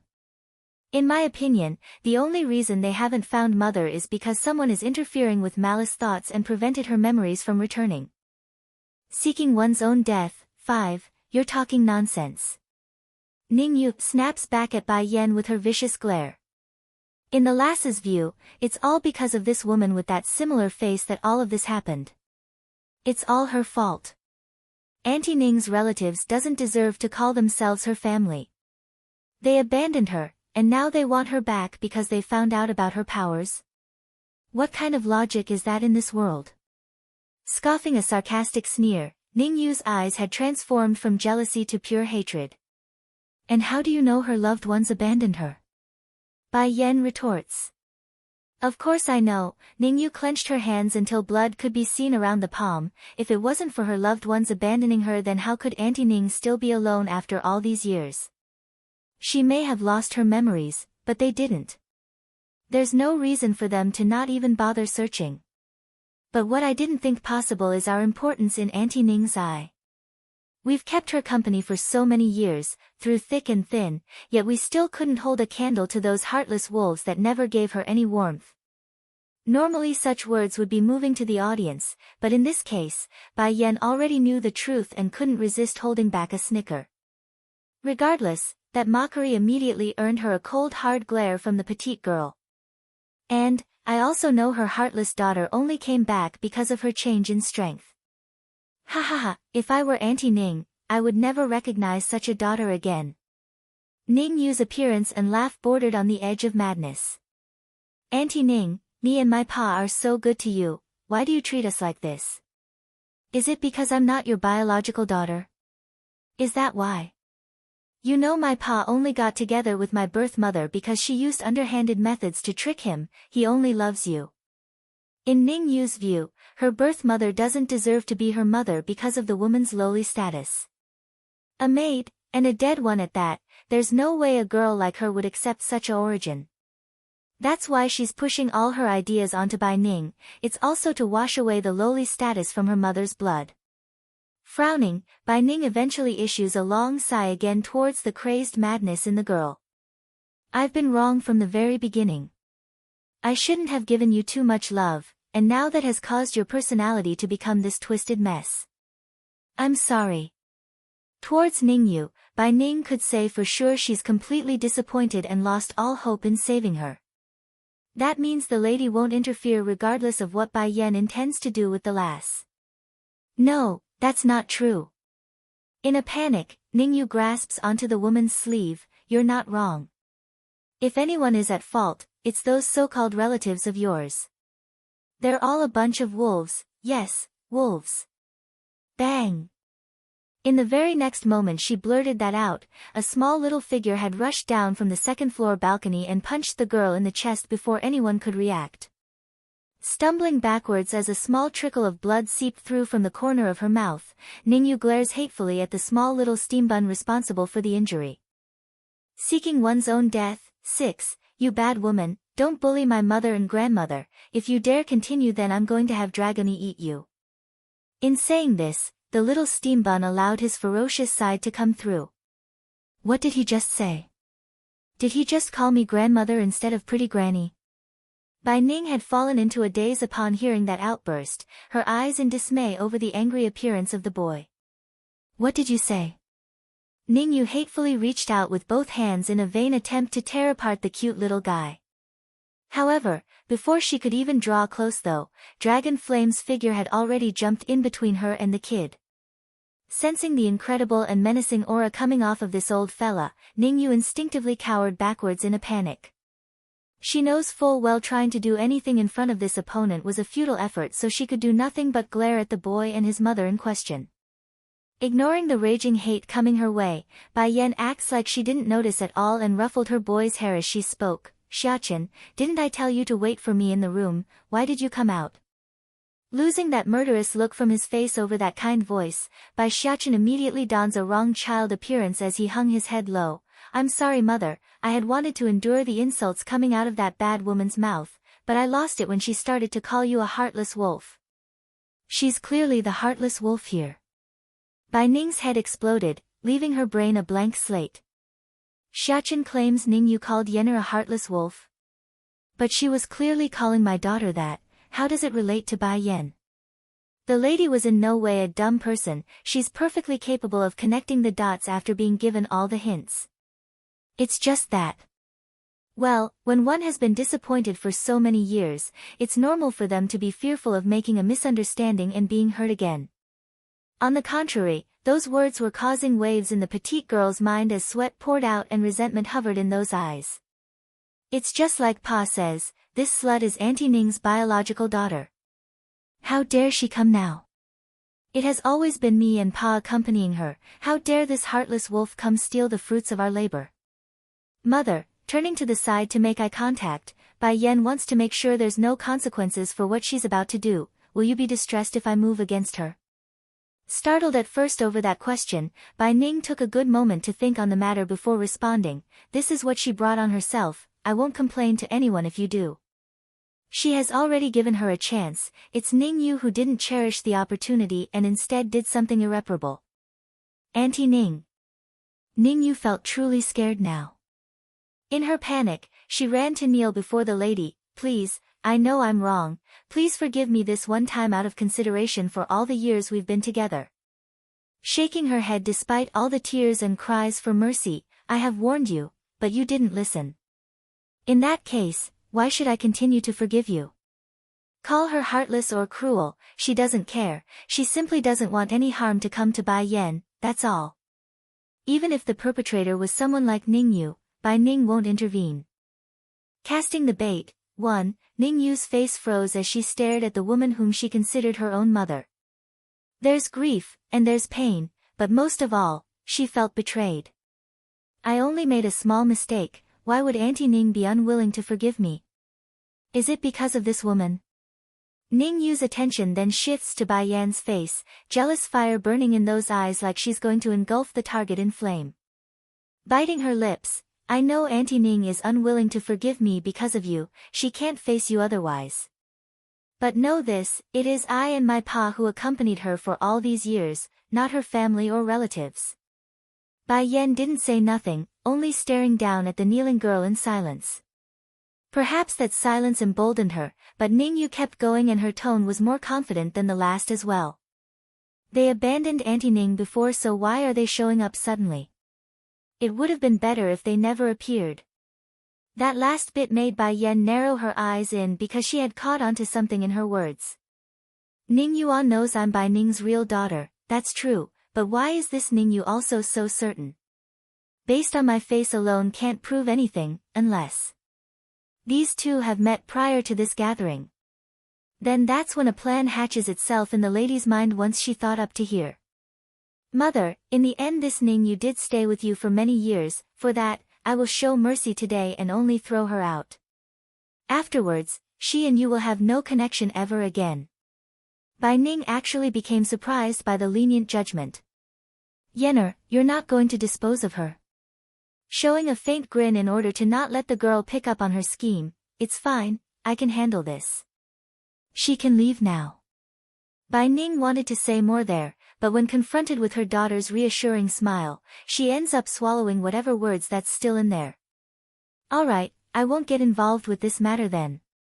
She then casts one final glance at the tearful-looking Ning Yu and sighed, no matter what, Ning Yu did accompany me for a long time. If you are going to do anything, I hope you can do it swiftly so she doesn't suffer.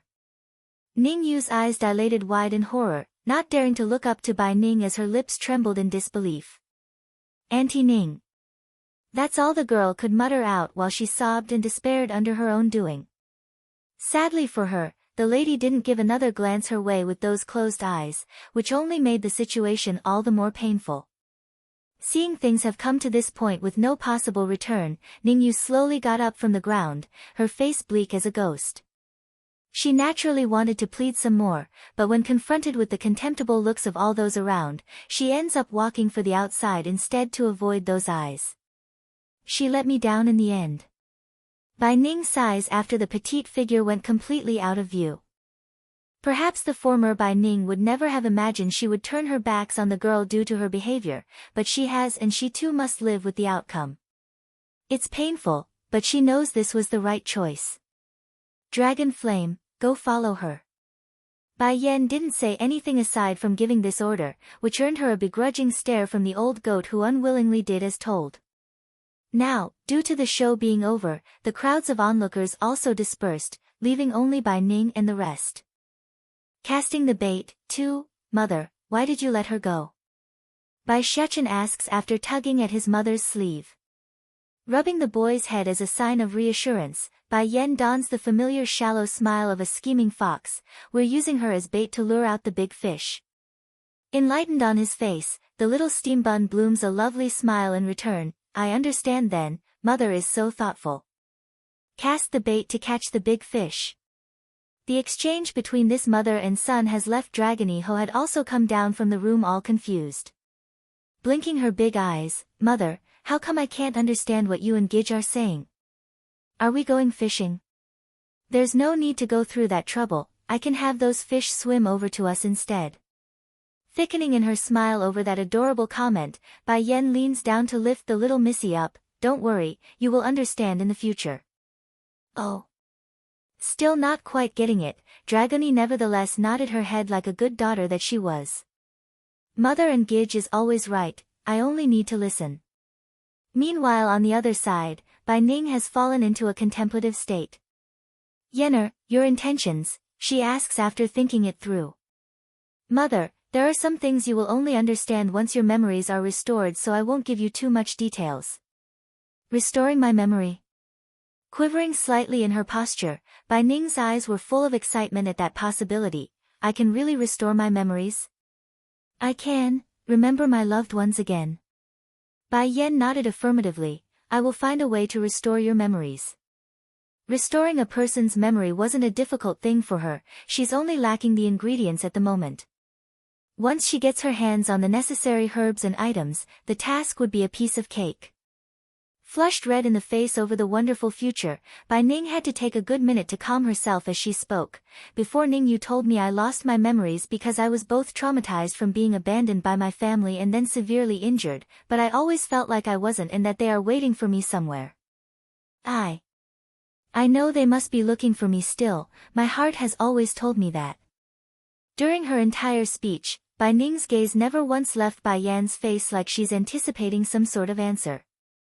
However, the expected verbal replies never came, rather it's a physical reply in the form of a hug. Don't worry, your loved ones never abandoned you, they all love you very much. Grandfather, Bai Changfeng, never stopped thinking about mother after she disappeared, and uncle, Bai Zhanpeng, always searched for her everywhere as well despite his own illness, both of them dearly wishes to reunite with her. And then there's father, he nearly lost his sanity because he yearned to be with mother after they separated. No matter, mother will know all this soon enough. Casting her eyes downward, Bai Ning's lips eventually drew a faint smile over those comforting words. I also believe they would never abandon me. The reason I kept pushing myself to grow stronger is because of that reason, it's to meet them one day. Yenner, do you know I've always had the same dream over and over again through all these years? In that dream, I was running around carrying a blood-soaked baby, and I remember the child's appearance. She was so cute, just like a doll, smooth and pearly white, totally different from those crumpled-up faces of other babies. Casting the bait, 3, that's why I always suspected I had a daughter prior to my memory loss, and it's also the reason why I turned my feelings of that to Ningyu. Perhaps she also felt my emotions and reacted, that's why she's finding this so unfair and did what she did. Bai Ning sighed at the thought. I've really made a mistake and shouldn't have done what I did. Now that girl will suffer a hurt for a lifetime because of me. If only I had been a bit colder, not taken care of her so much, then perhaps her heart wouldn't have mistaken me for a mother. Yenner, all of this is my fault in the end. If you really want to take her life, I hope you can give her a swift death and not make it painful, okay? Bai Yan mildly nodded towards that guilty expression. Okay, I promise you. Bai Ning's heart undoubtedly became relieved somewhat over that reassurance. I do not know whether it's my misconception or not, but I always felt very close to you and Xiachen. This kind of closeness is different from the type with Ningyu who kept me company for many years. Perhaps. I mean maybe, just maybe, you might be my missing daughter. Bai Yan instantly went stiff over that frankness and almost blurted out the truth. Mother, am I not your daughter now? Xiachen is also your grandson. No matter what, she's intent on coming forward with the truth only after Bai Ning regains her past memories, otherwise the possibility of things turning out wrong would be a real possibility. This wasn't just Bai Yan being overly cautious, rather it's from what she learned from the medical books she read about patients who were suddenly confronted with facts that they themselves would find suspicious and traumatic. Swish. Swish. Swish. Exactly then, a huge gust of wind blew in from the entrance, causing the windows and doors to flap and rattle non-stop. Bai Yan first pricked her brows at the sudden intrusion, but her puzzlement soon turned to surprise at the sight of an elderly individual who came in, followed closely by a huge number of demons littering the streets. Yener. Bai Ning reacted immediately and cried out, shielding her daughter with her own body from the unknown demons, "Who are you people?" The elder acted like he didn't hear the lady's question and made a bow to Bai Yan and her children. "Queen, Prince, His Majesty tasked me to come find you. He's been missing you dearly during your times of absence." Bang! From out of the blue without giving any warning, a swinging punch had come flying at the unsuspecting elder and hit him dead in the stomach. Groaning from shock at being attacked, the senior's first reaction was to stare at his assailant. In that moment, his brain literally exploded in a flash. Who is this woman? Why is she so similar to Her Highness in appearance? And that expression, it's like I'm some sort of great villain. This first elder rigidly turns to Bai Yan in order to seek some sort of answer. "Queen, she is?" Twitching in the corner of her mouth, the demon queen almost didn't know how to reply. She is my mother." Staring wide in astonishment, first elder wanted to cry foul. Why is the queen's mother attacking me?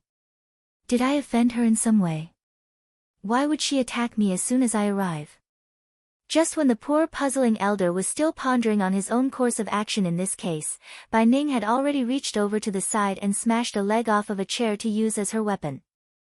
Aggressive and intimidating in her stance, "How dare you people still come find my daughter?" Casting the bait, am I not supposed to come find Her Highness? Why is the queen's mother so angry? Have I done something? First elder asks with an aggrieved face. "Mother," Bai Yan tried to explain but was promptly cut off by the powerful look from her own mother.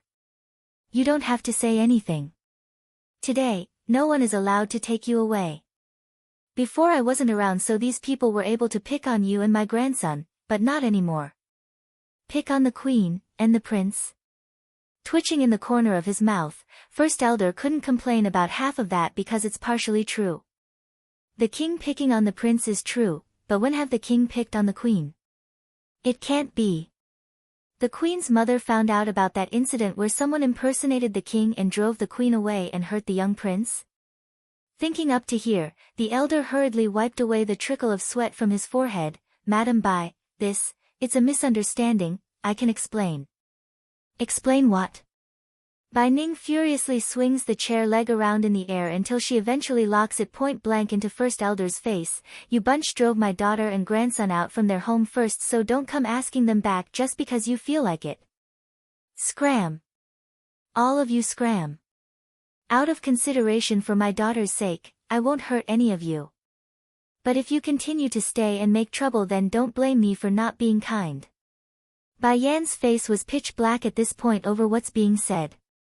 She naturally knew her son had said plenty of bad things about Ditsang in front of her mother Bai Ning, but to cause this level of a reaction was, well, damning. So, after looking at the dumbfounded and nervous first elder, she then turns to her mother and said, "Mother, it's all Xiaqin's nonsense, Ditsang, he. Yener, I know you can't let go of that man and want to defend him, but I will never let him hurt you anymore. My daughter is the best in the world so you will be matched with the best of course. If he breaks your heart then why should you keep him inside?" In Bai Ning's view, her son-in-law must be impeccable in order to match her impeccable daughter. Anything lesser would be an instant out. "But mother, everything really isn't like that, it's Xiaqin stretching the story." Growing urgent now, Bai Yan continues to defend her husband before things get completely out of hand.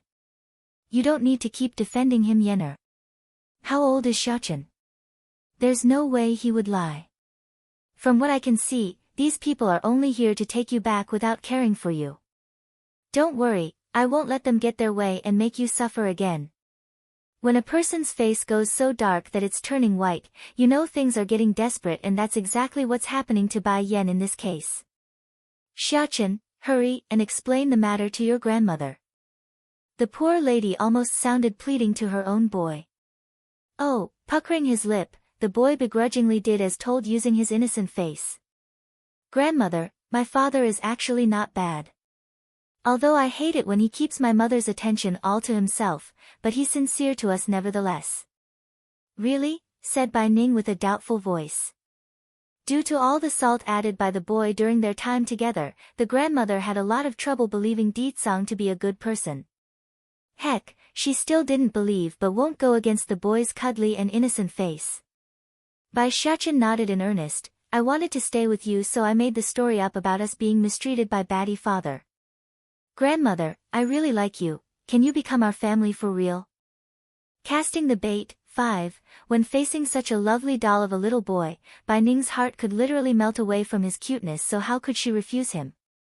Xiachen, we're already a family, your mother is my daughter, and you're my grandchild. Bai Ning's eye then gently squinted into a narrow slit as a touch of frost beamed out of them. Also, even if you say that, I still don't trust him. If he really cares for my daughter, then why is he not personally coming to pick you all up? Hurrying to speak up to answer that, First Elder didn't want any further misunderstanding. Queen, you have to believe in the king, he's been direly missing you these days while you were missing. We came as soon as he sensed your energy signature, however, he had to leave in the middle due to something diverting his attention. Something happened? Clenching up in her heart, Bai Yan rushes over to grasp onto the elder's shoulder. Did Ditsang get hurt? With her knowledge and understanding of her husband, she's certain Ditsang would have came in person if he could. The fact that he left midway must be because of something important and urgent. The king wasn't hurt, and I don't know what exactly happened either. In the end, the elder decides to keep his mouth shut due to the orders he's been given prior. Despite the lack of details, Bai Yan did feel relieved her husband wasn't injured. It's good that he's not hurt, that's good. Bai Ning didn't miss her daughter's expression of course, and grew aggravated over how easily she flew to the man's defense. Glaring with her eagle eyes at the old man, if he wants my daughter back then he better come in person to show his sincerity. I won't let my daughter go otherwise. Now scram. Making a difficult face, Queen. Drawing a smile after calming herself as well over the good news, it's okay First Elder, I'm fine where I am. I want to spend some more time with my mother for now. Since the queen herself has spoken, there's no reason for the elder to stick around. Arching his fist, then I'll go back first and report this to the king. If your highness wish to go back then his majesty will be here in person. Bai Yan nods with a faint smile. Until my mother regains her memory of the past, I won't leave. By the way, pass on a message to Ditsang for me. If he has something important to do then he can come later, there's no need to hurry. Yes, Queen. When the elder received his orders to leave, he and his demon guards were soon scattered and gone, leaving only an empty street in their wake. Mother. Bai Yan breaks out into a giggling chuckle after finding Bai Ning still steaming on the face. Ditsang is not that kind of person. Snorting at that defense, he better not be. My daughter can only bully others, never be bullied. If that guy is bad to you then I won't let you two be together even if I draw your hate. What of breaking a couple with a stick? As long as the man shows any sign of wrongdoing, I will take Yenner away from him and keep them apart. My daughter must be loved for a lifetime. Bai Yan naturally knew Bai Ning was looking out for her by reacting this way, so she didn't say anything hurtful. Besides, she knows the lady would understand her husband's sincerity soon enough. Casting the bait. 6. Meanwhile, not far away in a mountainous forest, Chu Yifeng was partially leaning down against a tree due to his body being so weak and pale. Thank you. Half a moment later, these words of gratitude were what broke the silence in the forest. Despite this, the man standing there and looking down didn't respond right away, only continuing to make his expressionless face. Seeing the man won't talk, Chu Yifeng dons a faint smile and continued to speak on his own accord, me being injured, I hope you can keep it a secret from Yenner. That finally drew a reaction from Di Tsang, who came to his aid after diverting partway to meet his wife. Don't worry, I'm not so stupid to do that. You are injured because of her. If she finds out, then she will certainly come to your side to care for you. I am a man, naturally I won't want my woman to tend to others. Chu Yifeng's body went stiff over that hurtful statement, making him look all the more frail under the slight breeze. But you helped me in the end. I saved you for Yenner's sake, so don't mistake me. If anything happens to you, then she will undoubtedly be saddened knowing her character. I do not want to see a drop of tear from her. He only wants her to smile all her life, never to shed a drop of tear. That means even if the other person was Chu Yifeng, his one-time love rival, Di Tsang would still help him and not turn a blind eye. Besides, you saved Yenner many times. As her husband, it's only right I repay her debt, so no need to thank me. The faint smile finally disappeared from Chu Yifeng's face following that, replaced only by a bittersweet flavor because those words were like knives, piercing into his heart at every turn. I am not worried with Yenner marrying you, and I hope in the future you can always treat her like you are doing now. Suppressing the sadness in his heart, the young handsome man then got sharp when confronting the Demon King's gaze. But if I know you are to ever make her sad, I will use all my means to steal her back from you. Because of her happiness, he was willing to let go. Now and into the future, for her happiness as well, he's willing to steal her back if she's ever saddened. I can give you that promise. In this life I will love her with me all, never to allow a trace of sadness to plague her. Di Tsang's voice was firm and strong, leaving no room for doubt in his vow. Perhaps he was pleased to hear that oath, or he's finally regained enough strength, but Chu Yifeng gradually and sloppily got up from the ground. Due to how unstable he was, the young man had to lean against the trunk still in order to keep his posture. Also, you have to be careful of a certain person. Who? Di Tsang asks with alarm in his voice. Yenner should have met him already, he's a man that looks very much like me. You have to be careful with him and not let Yenner get hurt. That brought the Demon King's voice down to a frosty chill. Do you know something that I don't? I only came across the information not long ago but can't confirm it yet. Chu Yifeng smiles wryly as he looked the man dead in the eye. Di Tsang, I gave Yenner to you, so you must protect her at all cost. There are some things I can't tell you now, but you and her will naturally find out on your own. Gradually leaving the tree behind himself, the young lord of the Holy Land didn't give another glance backwards, only slowly trudging forwards into the inner depths of the mountain. Sire, an old figure eventually descends from the sky after Di Tsang was left alone again, his voice respectful and compliant. Ning Yuan's lover, where's my wife? Asked Di Tsang with a frown after turning around. Sire, I am incompetent, failed to bring Her Highness back with me, but rest assured, she and the prince is very safe. They're currently staying with the queen's mother. Yan Yan's mother? Raising his brow, Yan Yan's mother is also there. Can it be, she's found her birth mother? If this is the case, Yan Yan's most worried subject can finally be put to rest. But, First Elder then looked up to meet the loosening expression of the king. Apparently the queen's mother has some kind of misconception about you, sire. She demands you to go pick up the queen yourself if you wish to retrieve her. Expressionless still, I understand, you can go back first. Yes, sire. When the elder's old figure finally departed, Di Tsang also went ahead to take his leave, heading straight into the dense shrubbery for his intended destination. Inside a well-hidden cave of a valley where combat took place, Ning Yuan was struggling to get himself up from the dirty ground when he pulled at his wounds again, causing a layer of sweat to come forward as result. That fucking bitch, sooner or later I'll snap and break her apart for what she did to me. After swearing that to himself, this scum who wanted to take Bai Yan's life but got injured instead turned sinister in his face. But I have already given you that poison. I bet she's succeeded by now. Once that bitch is gone, then no one will ever know what I have done. It's a shame though, perhaps this time I will have to sacrifice you. But that's fine, As long as I can get Ninger to stay by my side forever, then sacrificing a daughter is nothing, I can always make more like her. It's then a slight rustling sound came from the front entranceway of the cave. How did the matter go with Yor? Ning Yuan snickers and asked the figure who entered into his view. The newcomer was a woman wearing a long yellow dress, her skin fair and white, and that face truly worthy of a prize without any blemishes. If there's any fault, it would be that expression that's tinged with the look of grief. Brother Yuan, Bai Ning never liked you from the start, why do you keep clinging on to her? You will never understand my feelings.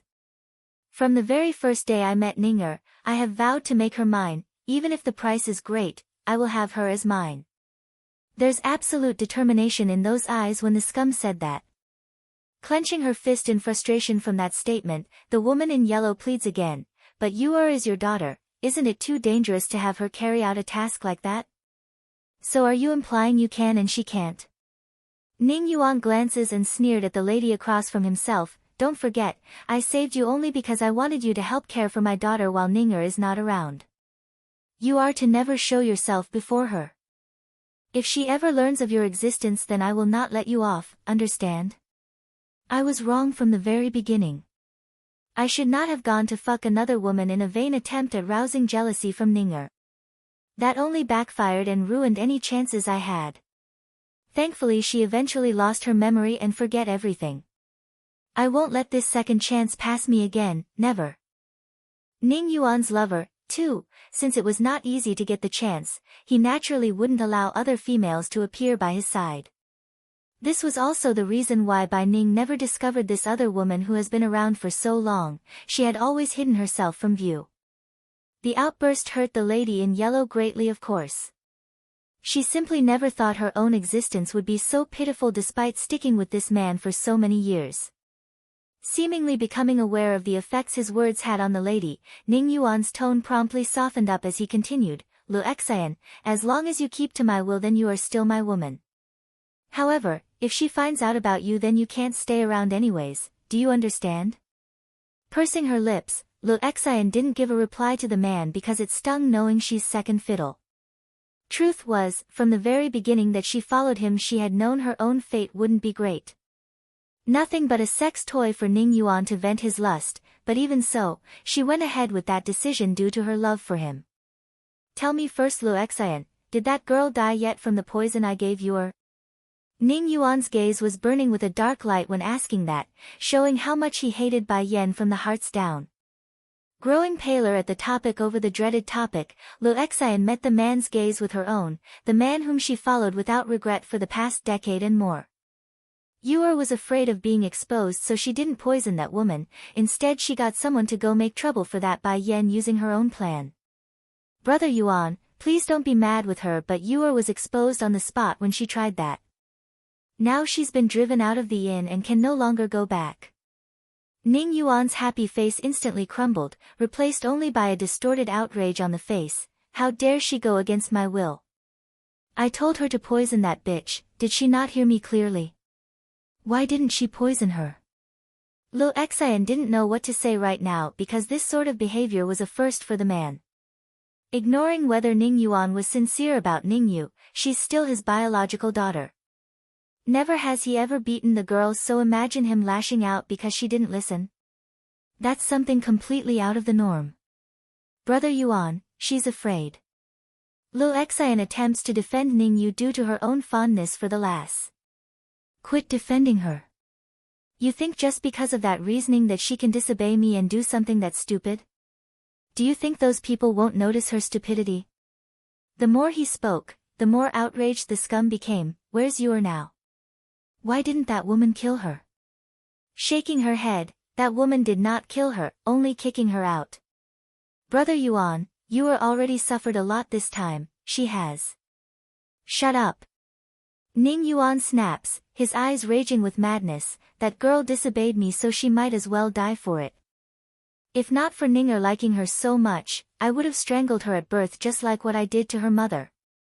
He only likes Bai Ning and whatever children she would bore him, as for any other like Ningyu, they are unimportant and nothing but tools in his eye. It's obvious to this scum that girl was no longer needed if she couldn't be of use, meaning he won't leave her alive anymore, just like her birth mother. Wait, did you say Bai Yan let her go? Eventually Ning Yuan regains his composure like a predator sensing danger. That's right. The lady carefully nodded, unsure why he would ask for confirmation. Sneering, although I didn't interact with that bitch a lot, but I can at least tell she's not one to leave those who cross her alone. So why did she let you go? Ning Yuan's lover, 3, Lu Xian clamped her lips tightly and didn't say another word.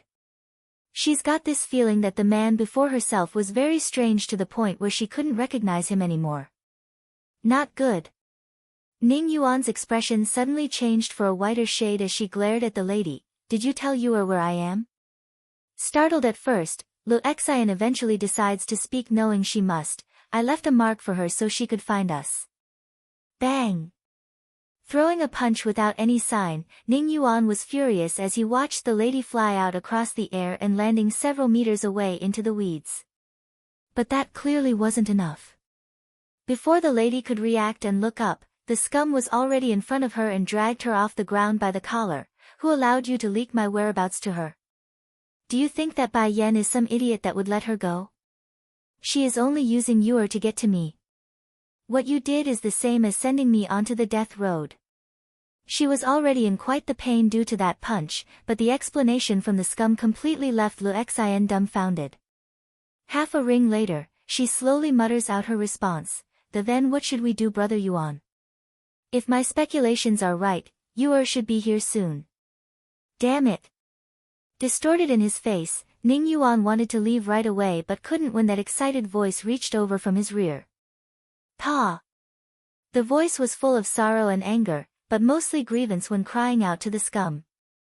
Ning Yuan naturally didn't find the reunion pleasant like a father meeting his daughter would, rather there's an unbridled fury burning in those eyes. In an instant, the man had shot out his feelers to search for signs of the enemy. Fortunately for him, he found none and that brought on a sense of relief. Pa, I finally found you. Ning Yu apparently didn't notice the oddity in her father's behavior and rushed over in rapid strides.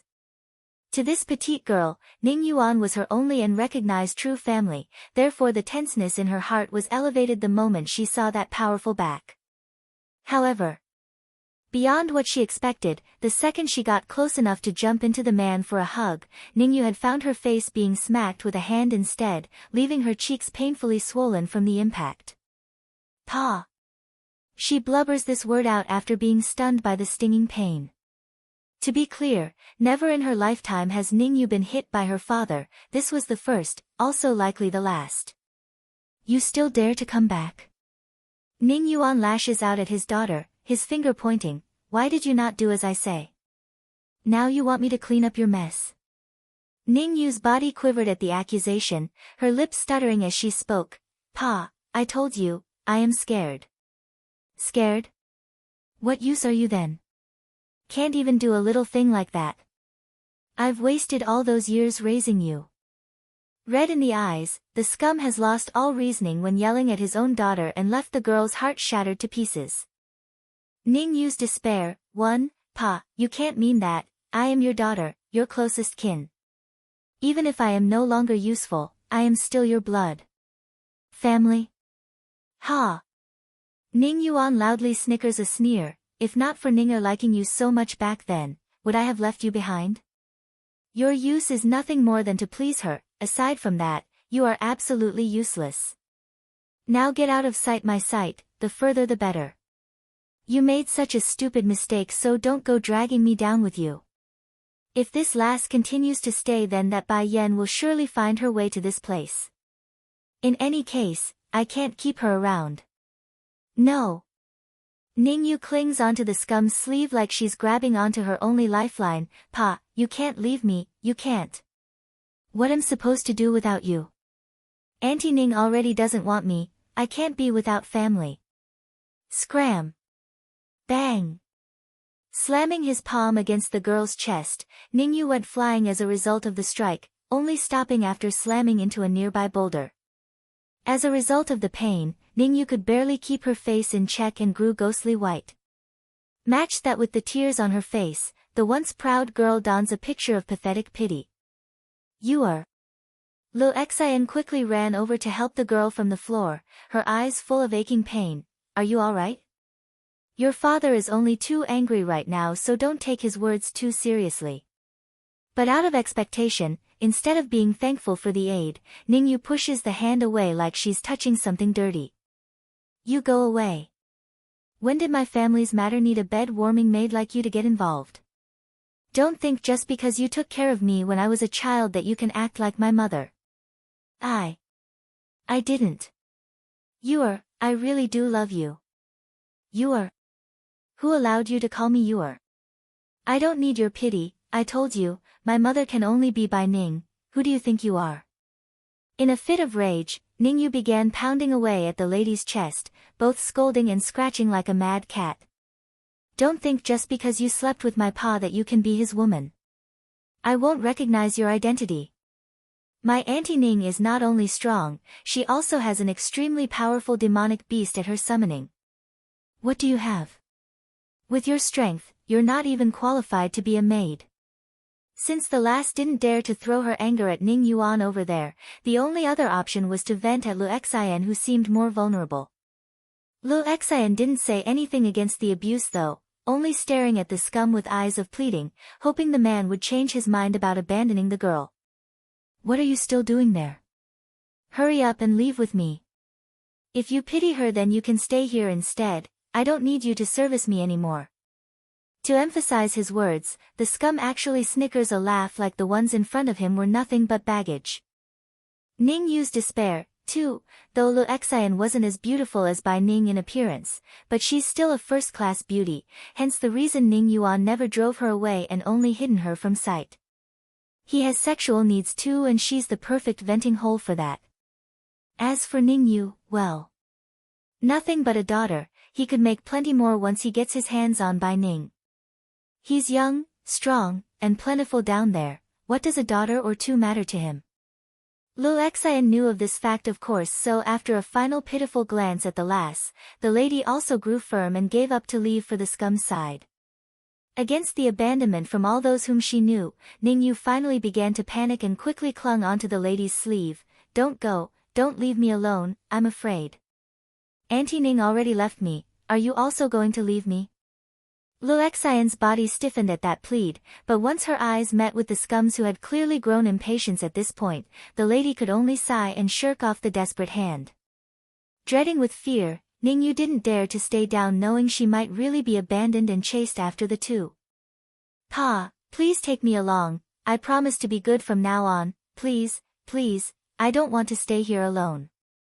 Despite the crying tears and constant words from his own blood, Ning Yuan felt nothing and didn't leave a single speck of his attention behind. Gradually, his figure was disappearing from view, leaving only the crumbling and despairing-faced Ningyu in the background. However, in the moment before the scum completely disappears and flees from the valley, a low and old-sounding laughter rumbles through the sky, sending a chill through Ning Yuan's skin. Who? Spinning around, he searches for the voice but found nothing. But he didn't need to search, in fact, the voice came to him when that old figure emerged from his illusionary hiding. She's right, just following this lass will lead me to you sooner or later. Dragon Flame sarcastically states this.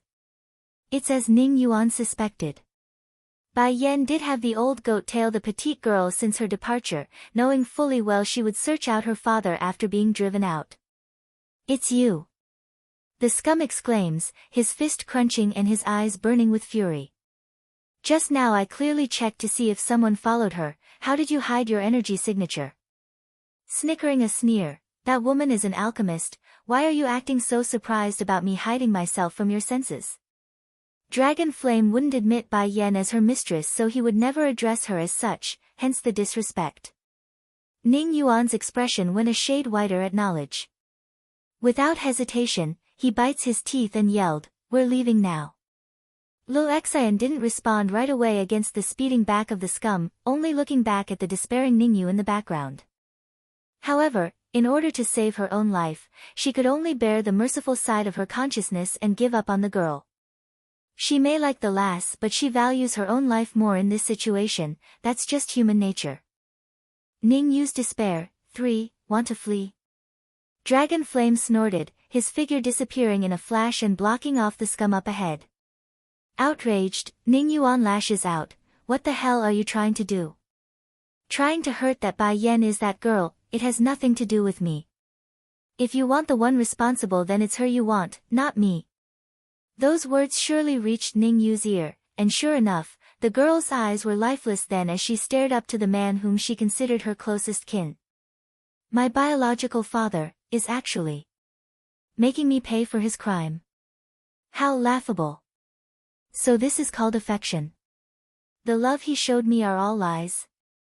He only cared for me is because he didn't want to break Auntie Ning's heart. And I hurt and disappointed the only person who truly cared for me. I hurt Auntie Ning. I'm so foolish, I'm so foolish. Perhaps the situation has caused the petite girl to completely give up on life. Despite the great opportunity to flee for her own life, she actually didn't move and stayed motionless on the ground. Dragon Flame could care less about the woes of some insignificant brat of course and went for the parts that hurt in her words. I remember this girl is your daughter, is she not? Pointing to Ningyu, who was still lying on the floor in a stupor state, it looks like you humans are just as ruthless as ever, things never change. In order to save your own life, you will even abandon your own flesh and blood. One of the main reasons the old goat hated humanity was because of their cruelty and lack of affection for one another, so he detested the scum even more now.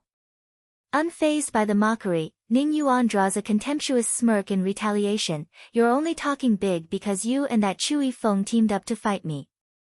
Now that I'm injured and can't fight, you dare to act all arrogant. Don't think I'm some pushover.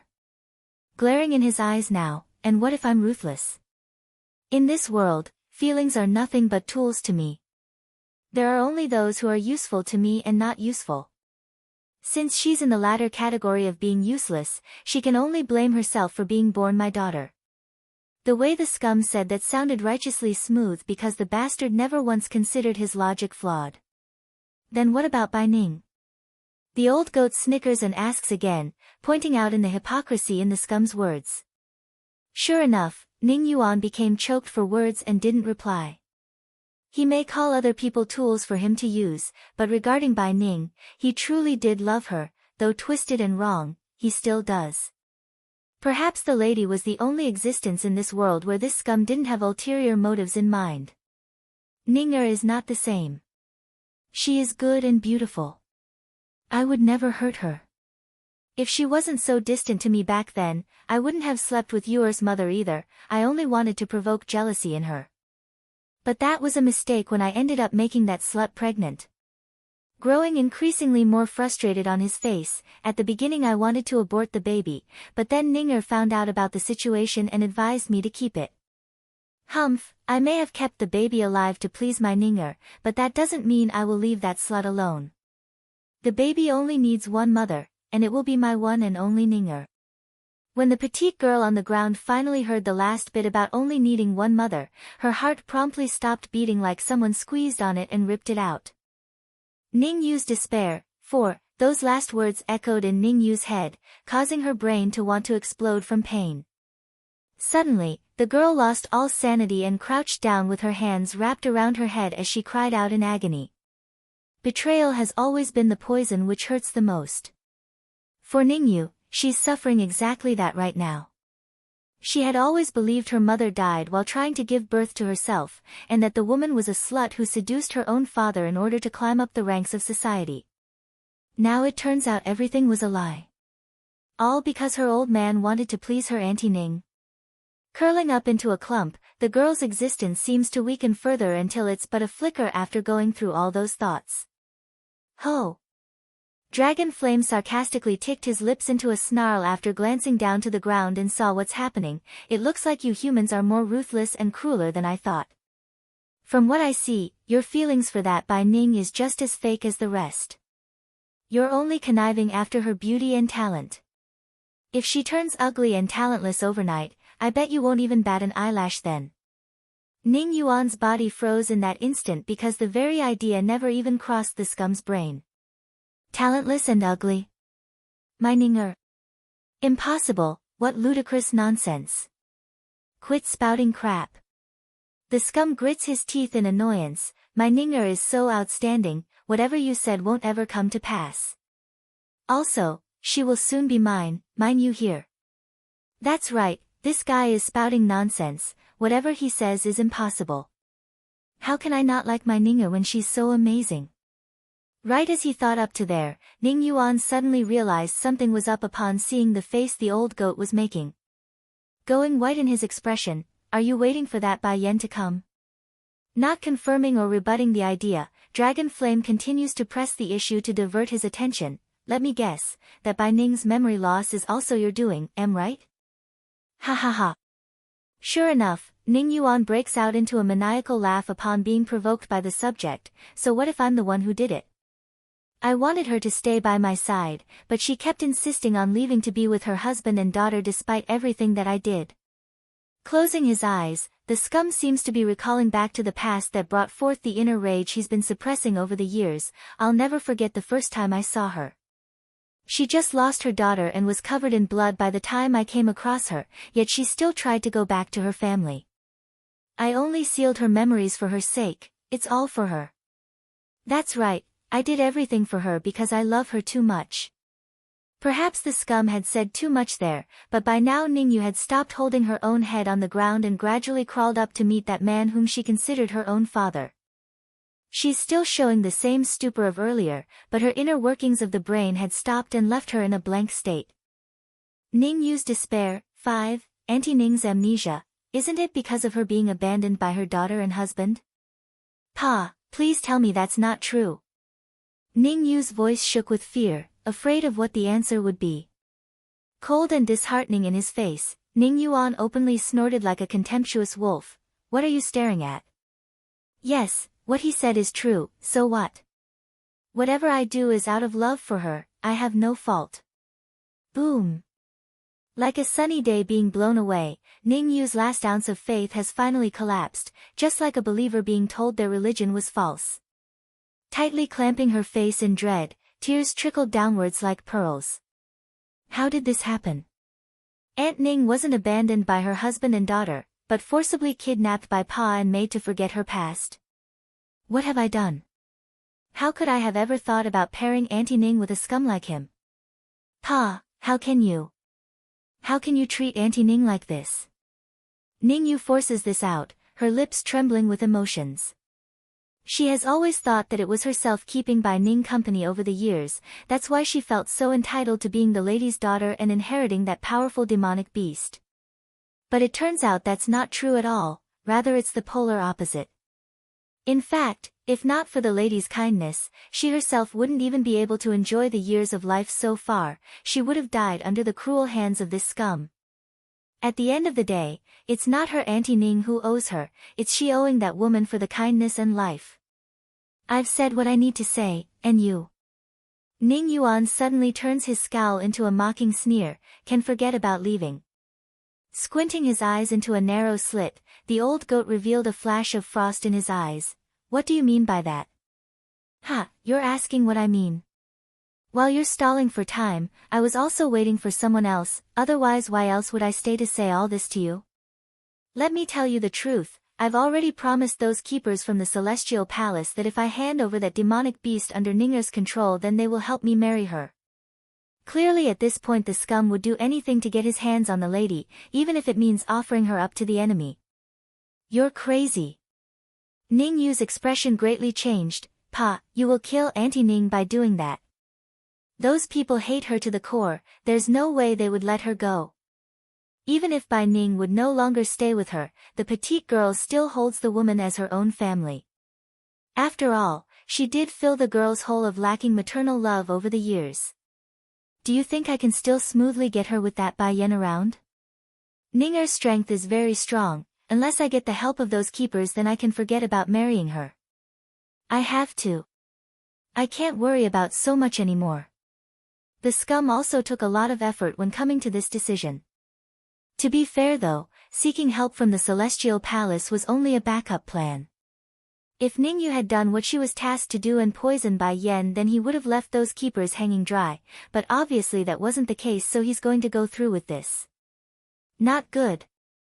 Dragon Flame seems to sense something. Going a bit white in his complexion, he hurriedly looks up and discovered why. There's an old figure wearing a grayish robe above his head. Ningyu's despair. 6. Where's Bai Ning? The one speaking was an elderly old man with a very arrogant voice, but those words carried power like drumming thunder in a stormy night, leaving those with weaker bodies suffering from the shockwave. Keeper Ling, Bai Ning will soon be here, please wait. Pa! Ningyu cries out in a panic, you're really going to kill Auntie at this rate? You shut up. The scum snaps, I do not need you pointing your fingers around to dictate how I do things. You are unworthy. Being called unworthy despite being the man's own blood was damning for Ningyu. Completely crumbling to the ground again, she felt powerless and alone in this world right now. She had no family left at this point, not a father, not a mother, and not a single dear friend she could turn to. Is this girl your daughter? Keeper Ling asks after casting a glance down below. Ningyuan nodded, yes, is there something you need by asking? Nothing, I only want to know her relationship with Bai Ning. If. Squinting his gaze then, a flash of coldness flickered in the keeper's eye. This time it did not need the scum to reply because Lu Xian had recovered from the initial shockwave. Hurrying to speak, respected keeper, please don't misunderstand, Yu'er and that Bai Ning is not close. Just earlier that woman had expelled Yu'er from her side, so they no longer have any relationship. For Ningyu, she hated the fact that her relationship had crashed hard with her Auntie Ning. To be pointed out like that only infuriated the girl and didn't win any positive points. What are you talking about? Auntie Ning will always be my mother in my heart. Even if she drove me away, I will find a chance to return to her side and never leave her. Yu'er. Sweating buckets on the forehead, Lu Xian kept giving the girl eye signals to make her stop. Sadly, despite the goodwill, Ningyu continued to ignore it and kept going like she's lost it. Why do you care so much about me when you're nothing but a maid? Now that my father doesn't want me, you have no reason to please me anymore, nor will I take your affection. Going white in the face, Lu Xian could already feel the temperature dropping around Keeper Ling's existence. Hurrying forward, the lady attempts to pull the girl up and leave before it's too late. You go away. I don't want your fake kindness. Using her best effort to push the lady away, Ningyu manages to get up from the ground on her own. If it wasn't for Pa lying to me, making me believe Auntie Ning's daughter abandoned her, I wouldn't have been driven away. But it doesn't matter, Auntie Ning will forgive me soon enough. She will then accept me and I will become her daughter as well. Seemingly realizing the truth now, Lu Xian looks on at the girl in front of herself with horror. She's trying to seek death. That's right, after being driven away by Bai Ning at the inn, this petite girl who made so much mistakes in life only wanted to run back to her father for comfort, never did she intend on taking her own life. However, well, the truth simply was too cruel for her young heart. Now the last straw keeping her soul in check has crumbled and she just wants to end it, end everything, and leave this unbearable world. Ningyu's despair. 7. In this world, no one truly loves me. Aside from Auntie Ning who did, my own father is bent on only using me. So what other reason do I have to live for when the last person who truly cares for me has left? I admit, part of me wanted to be Auntie Ning's daughter because of that demonic beast she held in her hands, but more of it was because I was unwilling to give her up to someone else. Why does some random stranger get to take her away from me when I've been with her for all these years?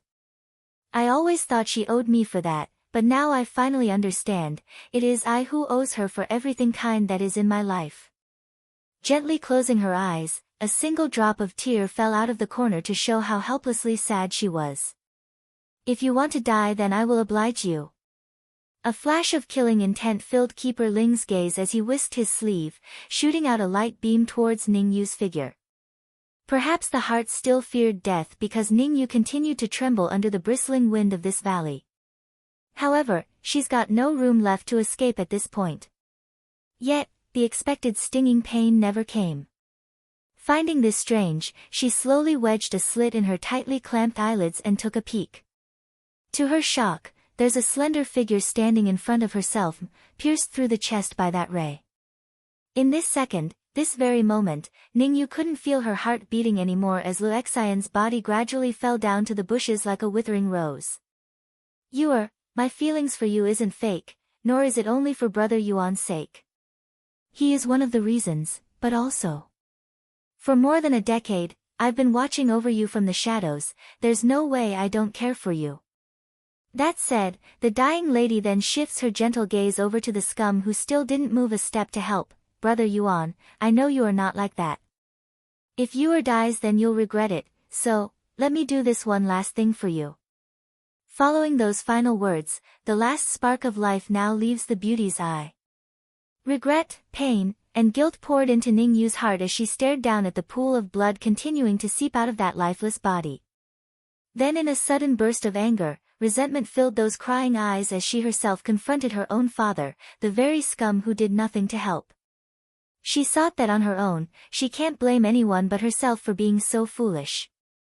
Ning Yuan only showed a glimpse of surprise at the enraged look from his own daughter before returning back to his old self. Understanding as much that she couldn't do anything, Ningyu was done with that man as well and no longer cared. Crouching down, her hands gently held onto Luoxian's body as she cried her hearts out. I'm sorry, I'm so sorry Auntie Lu. She did it again, making another dire mistake that costed her someone important. Ningyu's despair, 8. On this day, Ningyu seems to have matured a lot due to everything, however, there are no smiles left on her face, there's only hatred. Humans. Such a confusing race. Shaking his head after muttering that to himself, Dragon Flame returns his gaze to the keeper who's still looking down from above. Old fart, don't get so arrogant in front me. If I still had my previous strength then you wouldn't stand a fiddle in front of my eye. Humph. Keeper Ling huffs a snort, blind and arrogant, what a hopeless creature you are. Nothing but a grain of rice, you will never compare to the sun in the sky like I. Unfazed by the put-down, the old goat scoffs a sneer of his own, how can the people of this age be this arrogant? In our time, no one would even dare to rant in front of me, the great dragon god. Likely annoyed now, Keeper Ling narrows his eyes in and released his aura out like a field, covering the entire field in a visible force. It's crushing for the old goat in his weakened state. However, as someone so proud and old as he, Dragon Flame would never allow his dignity to be tarnished like this and refused to bow down despite those legs shaking non-stop from the pressure. Against this struggling picture, Keeper Ling's smirk only grew wider and goaded him to increase that pressure. Arg! Issuing out a roar in retaliation, Dragon Flame knew he had to do something and met the force field head-on with his own. Not far away, Bai Yan and Bai Ning were coming to the scene at great speed when their ears were suddenly hit with that rumbling roar. Not good. What's going on? Asked Bai Ning, who had stopped flying and showing a frown on her face. Serious as well, Bai Yan quickly explains, it is Dragon Flame, he's likely in danger. Half Qing Sing, you go back to the inn and protect my kids. Me and my mother is enough. Dragon Flame is in danger. The snake mutters to herself in surprise. That guy is so powerful, who can cause trouble for him? As curious as the snake was about the supposed enemy, she couldn't exactly refuse the order and retreated in the opposite way. Yenner, we should hurry then before it's too late. That said, Bai Ning didn't stick around and flew forward, reappearing with her afterimage several meters away already and continuing to go further with Bai Yan close on her tail. Back over in the secluded valley, the old goat's legs had already begun to bend in an unnatural way due to the pressure coming down on his head. It's excruciatingly painful, almost unbearable even, but the ancient monster never once wavered in his determination to not kneel. I, Dragon Flame, will never kneel before a human. You can't humiliate me. Gritting his teeth, the old goat became even more ferocious in the eye as fire burned in them. If it was in the past, a puny human like you would never dare to cross me, the great dragon god. But just because I've been locked away for so long that you insects would act all arrogant before me? Just you wait, I will make you pay for everything today once I regain my full strength. Suddenly, before the old goat could react due to his attention being occupied, a figure wearing a pearly white dress had come before him. Next thing he knew, the force had been dispersed following a wave from the lady. Despite being free, the strain on his legs remains, causing Dragon Flame to sit paralyzed on the ground as he gasped for air. Ning Yu's despair. 9. Likely finding his own behavior shameful, Dragon Flame hurried to gather his composure after a few more breaths and got up again, all the while never once removing his stare up at the keeper. Auntie Ning. The appearance of Bai Ning brought hope to Ning Yu's heart. Hurrying up from the ground as well, she wanted to run over and embrace that motherly figure in her heart. However, the appearance of Bai Yan that came right afterwards sent her shuddering through the body. Those eyes were all sour and jealous over the fact. It's true this petite girl has come to terms with the truth that Bai Yan may not have deliberately abandoned Bai Ning in the past, but it doesn't change her feelings toward the other side because that meant she won't. Keeper Ling originally had an unimpressed face despite being interrupted, but his annoyance soon changed to horror and shock at Bai Yan's face. In fact, he actually lost his breath over this encounter. It's you. How is this possible? How is this woman still alive? I clearly destroyed her soul back then, how can she be here now? And what's with her calling Bai Ning her mother? Surprised as well at being called out, Bai Yan pricks her brow at the foe. You know me? Humph. Expressionless on his face, Keeper Ling waves dismissively, you are a scourge to the celestial realm. Even if you turn to ash, I will still recognize you. But why are you still alive? I clearly destroyed your soul back then. I should have known it's her, otherwise why else would the Celestial Lord warn us not to interfere? This is all because of this woman. She already did enough damage back then, now she wants to do it again. You're from the Celestial Palace. That's right, I am Keeper Ling of the Celestial Palace. The elder boldly states his title. Oh, then you're the ones who want to slaughter the demons and kill White Tiger and the rest? Bai Yan asks again with her usual calm demeanor but with a tinge of killing intent showing. Slightly taken aback by that question, Keeper Ling actually scowled, it seems you still remember the past. Those are indeed the deed of the Celestial Palace, what of it? For the peace of this world, you and the demons must die. You and the demons must die.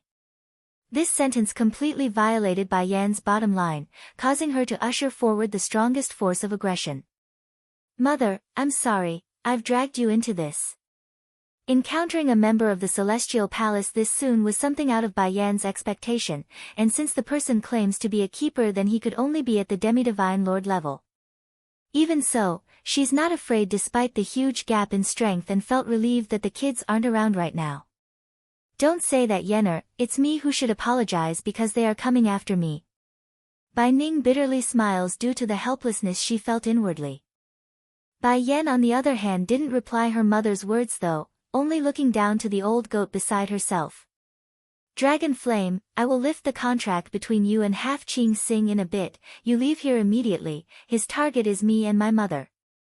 I only want to ask one favor from you, help me bring my son and daughter to Ditsang, alright? Ning Yu's death. 1. This woman is going to release me from the contract. Dragon Flame couldn't believe what he was hearing and went stiff in his body, and at a time like this? Shouldn't she be using us as a shield instead to fend off danger? Why is she allowing me to escape? For a while, a look of disapproving and confused light filled the old goat's eye. In his view, the impression he had of humanity was that of greed, cunning and selfishness. Finding someone that contradicts his belief was it's making his brain unable to process the reality. Dragon Flame, I don't know if it was really me who locked you down there, but if it were me then I'm sorry and is returning your freedom to you. For a long time, the old goat didn't remove his gaze from the lady's face, only staring at her like a baffled child. That was until the power binding his soul to Bai Yan completely disappeared. That's when he realized she didn't lie and spelled the truth. Go! Yelling now, go as far as you can, don't come back. Tell Xiaqin and Dragoni not to avenge me until they get enough strength to do so. Suddenly, an intense force explodes out of Bai Yan's body that pushed the old goat several meters away to give him space to flee. Back over in the inn, Bai Xiaqin was very dissatisfied right now as she stared in a bored fashion at Half Qing Sing, who's sitting across from himself on the table. Where did my mother go? Why won't you tell me? Impatient as she was, the snake answers honestly nevertheless. She said you are to not involve yourself in this matter, so just wait here. Bai Xiaqin's expression sank at that. Jumping up from his chair, he began to stroll towards the snake to do something. But before the boy could do anything though, Half Qing Sing's face suddenly changed into that of shock and disbelief, causing the kid to also frown at the strange behavior. What's wrong with you? I don't know, your mother suddenly lifted the soul-binding contract between me and her. She lifted the contract. A dramatic change of color took place across the little steambun's face. Mother must be in danger. I must go find her. No. Seeing the boys about to run out the door, Half Qing Sing hurriedly caught up and blocked the path by holding his shoulder. No, you can't go to her, I promised to keep you safe. Even if the contract between me and her is gone, I will still carry out this last mission out of consideration for keeping her word.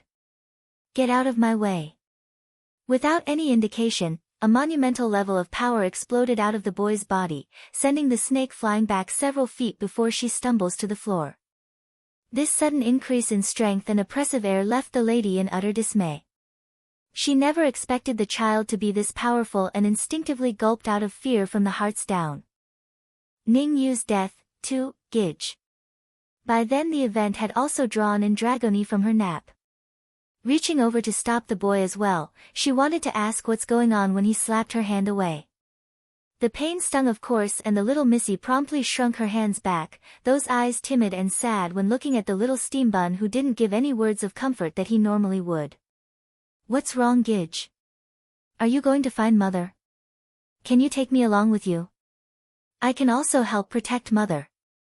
Dragoni's pathetic voice did make the kid halt for a second, but that's only for a second before that little body of his disappeared in a gush of wind. For a while, the little missy actually didn't know what to do and just dumbly stood there after being dismissed like that. Am I too weak? The missy timidly asks the snake behind herself with pursed lips. Oomph. Coughing to clear the blood from her throat, Half Qing Sing didn't hold back and smirked a grin to play her nasty side. Yep, you're too weak. Hands winding into a tight ball, Dragoni's gaze were stern and hard when staring in the direction which the boy ran off to. I'm going to get stronger, one day I will be very strong. Even if I have to pay a huge price, I won't fail. Due to her own attention still being preoccupied by the sudden disconnect of the soul-binding contract, Half Qing Sing actually didn't realize the little missy had also left moments later, leaving only this snake demoness in the room by herself grinning like an idiot. Meanwhile, back over in the demon realm, a certain white tiger and blue dragon were playfully flying through the forested terrain at great speed when the former felt a strange and uncomfortable pang of panic circulating within his heart. Tsing Yi, do you feel it? Little Rice asks with nervous eyes. The blue dragon stopped at the call, transforming into a beautiful lady the next. Yes, mistress. She cut the connection with us. I can't feel the contract between us anymore. After saying that, the dragoness clenched her trembling fists until it was making a crunching sound. That's how frustrated she was right now. Do you think something happened to her? It must be, otherwise why else would the contract be terminated between us? Mistress must not want to drag us down with her. We can't stick around here like this. I'm going to go find her. Wiping the drop of tear from his feline face, Little Rice mutters, Mistress, you must wait for me, I will be there right away. Unlike the dragoness who only recently returned to Bai Yan's side, Little Rice was personally raised by the lady since birth, so his emotional attachment was much higher than the rest, bordering on the line of a child to a parent. Imagine said parent being in great danger, there's no way the kid would sit idly by and wait. After the brief exchange, both demons didn't hesitate and rushed ahead for the last known direction in which they could tell Bai Yan was in. Though they have no clue where the exact spot was, they are confident in their own abilities to figure that out once they arrive at the celestial realm. Ning Yu's death, 3. I have lifted the contract with everyone else aside from Deetsong's mother. I got nothing to fear anymore, so do not worry about me. Unlike the familiar contracts between herself and the rest, Deetsong's connection was for life, so she couldn't do it on her own. Nevertheless, she's very confident the consequences of it breaking if anything happens today wouldn't kill her husband still, so it's fine. Gently furrowing her brow, Bai Ning attempts to sway the girl to leave after seeing that serious face. Yenner, I can delay this guy for a while, you should leave here first. Mother, revealing a bitter smile, you may not remember the past, but there are some words I must say now in case I don't have that chance anymore. You don't remember me, you don't remember grandfather, but do you remember Yunfeng? Back then the two of you loved each other with your all, and because of that he was locked up for 20 years and lost his mind for 20 years. You are his entire hope, I can't and I won't let that turn into disappointment. Yunfeng. Bai Ning's face carried a look of pain over the reminder. She remembers Bai Xiachen bringing that name up at one point, though familiar to her ears, she still couldn't remember who that person was. Can it be, I really do have some sort of relationship with that Yunfeng? Tightly clutching her own head, Bai Ning felt like her brain's about to explode due to the stinging pain. Damn it, I can't remember anything, including that Yunfeng. Are you two done talking yet? Keeper Ling cuts in with a faint smile of disinterest. If you've said enough, then get ready to meet your end. I'm sure hell will welcome a pair of filthy swines like you two. Due to how cold and bitter his voice was, it immediately drew a reaction from the scum that's standing to one side. Keeper Ling, didn't you say you will help me get Ninger? What did you mean by those words? Ning Yuan carefully asks. What do I mean? The old elder sneered at the foolish idiot. This woman dared to attack the celestial palace while I and the other keepers were in isolated training and killed numerous people under us. Do you expect me to leave her be after all the lives she took? Do you expect me to leave her be after all the lives she took? The statement resonating like a clap of thunder in the scum's head, causing him to stumble backwards in horror as he turned to face the woman he claims to love. So this was the Celestial Palace's goal from the start, to take Ninger's life? How could I have been so foolish? I clearly knew these people hated her to the core, yet I still brought him here. If Ninger dies today, then it's me who brought this on her. No. You can't treat Ninger like this, you promised me, you only want to tame that demonic beast under her control, how can you go back on your words? If you act like this, then aren't you afraid of the Celestial Palace losing credibility? With every word he spoke came a redder shade of madness in the scum's eye, causing him to tremble with anger in turn as well. Mocking in his grin, Keeper Ling obviously knew the guy would say that when he reveals his true intent. What of it? So what if we go back on our promise to you? Aside from an idiot like you, who else knows about the promise? If no one knows, then how can it tarnish the Celestial Palace's reputation? Ning Yu's death. 4. Ning Yuan's figure openly shook after the burst of outcry. Instead of looking handsome, he's visibly despairing on the face as blood drained from him. I already told you before, your actions will kill Auntie Ning. Gritting fire between her teeth, the petite girl lashes out at the scum after having her prediction come true. Despite the screaming words from his own daughter, Ning Yuan just blankly stared into the air and kept at it until the corner of his eye caught sight of the beloved woman he wanted so dearly. Perhaps this scum of humanity did feel regret for his actions right now and began to realize his own folly, but it didn't matter anymore, those involved could care less about his emotions. Mother, there's something else I want to tell you. Bai Yan ignored the keeper's threat and continued to speak. What is it? Bai Ning asks with a surprised note in her voice. My grandfather, uncle, father and grandmother are all waiting for you to come home, so I don't want you to possibly misunderstand them once you regain your memories. The one who secretly attacked you didn't do so under the instruction of grandfather, it's a vile hag who loves father in secret and did so behind everyone's back. I hope you can forgive father and his side of the family for not knowing and stopping it in time back then. Pausing, a firm light flickers within Bai Yan's eyes like she's come to term with something, and finally. Mother, I really do love you, I do. In that instant, Bai Ning just stared out in shock over the undeniable confirmation of their bond. She's suspected as much, but it's another thing to hear it aloud that it's true. Swish. Suddenly, without giving anyone a chance to react, Bai Yen had pulled out her long sword, Godslayer, and slashed down at the ground between herself and her astonished mother. Immediately, a giant crack forms and forced the two apart in order to avoid falling into the chasm. Dragon Flame, take her away. That's the first thing the old goat heard when he realized what Bai Yen had done. Hurrying to grab hold of Bai Ning's arm, this ancient dragon did exactly as ordered and forcibly dragged the woman off. I'm not leaving, my daughter is still there, that's my daughter. Bai Ning's face appeared urgent and frantic, but despite the woman's struggle to break free, her body refused to act like the mind wanted. It's as if the ancient dragon had some strange power and pinned her to his hands. You let go of me this instant. If you don't let go, then don't blame me for retaliating. Seeing how they're getting further and further away from the valley, Bai Ning's heart became increasingly more dire and stressed. Without thinking, she seriously attacked the old goat with a palm strike wrapped with an incredible amount of her own power. Bang! Spitting out a mouthful of blood from the impact to his chest, Dragon Flame didn't get angry despite his goodwill and actually spoke kindly for once. You are indeed stronger than that, Ning Yuan. Injuring my body is no easy feat, but unless you are at the Divine Lord level, you can forget about breaking free of my restraints today. I promised her to take you away, so I will do just that.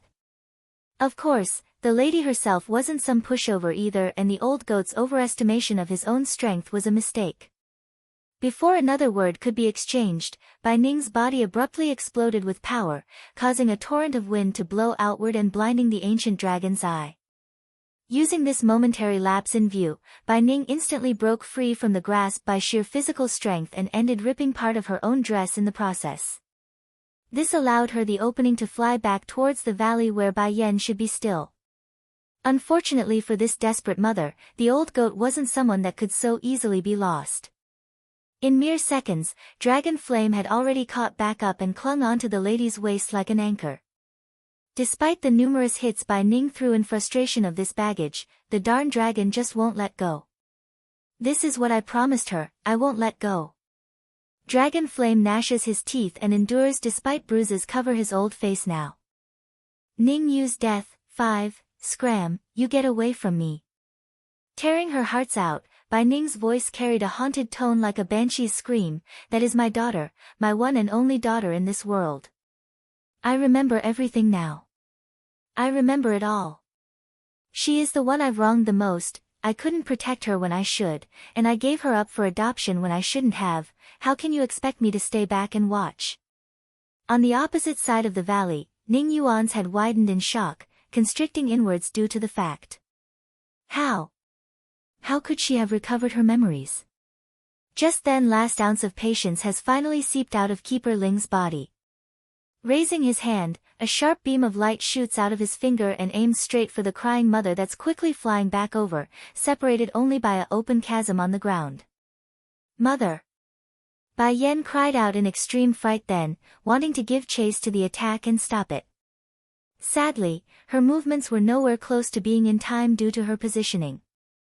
Dragon Flame knew this and knew he had to do something. Without giving his brain any time think, the old goat's body had responded and wanted to forcibly fend off the light beam using his own sturdy self. However, there was apparently someone else who had the same idea that was also much closer. Bang!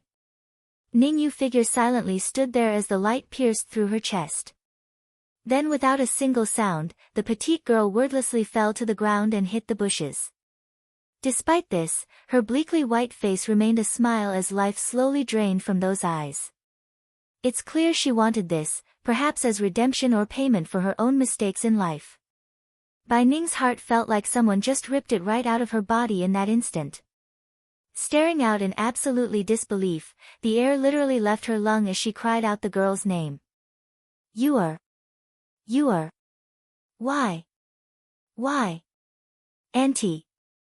Auntie Ning, the words were intermittent between breath because of how weak the girl was.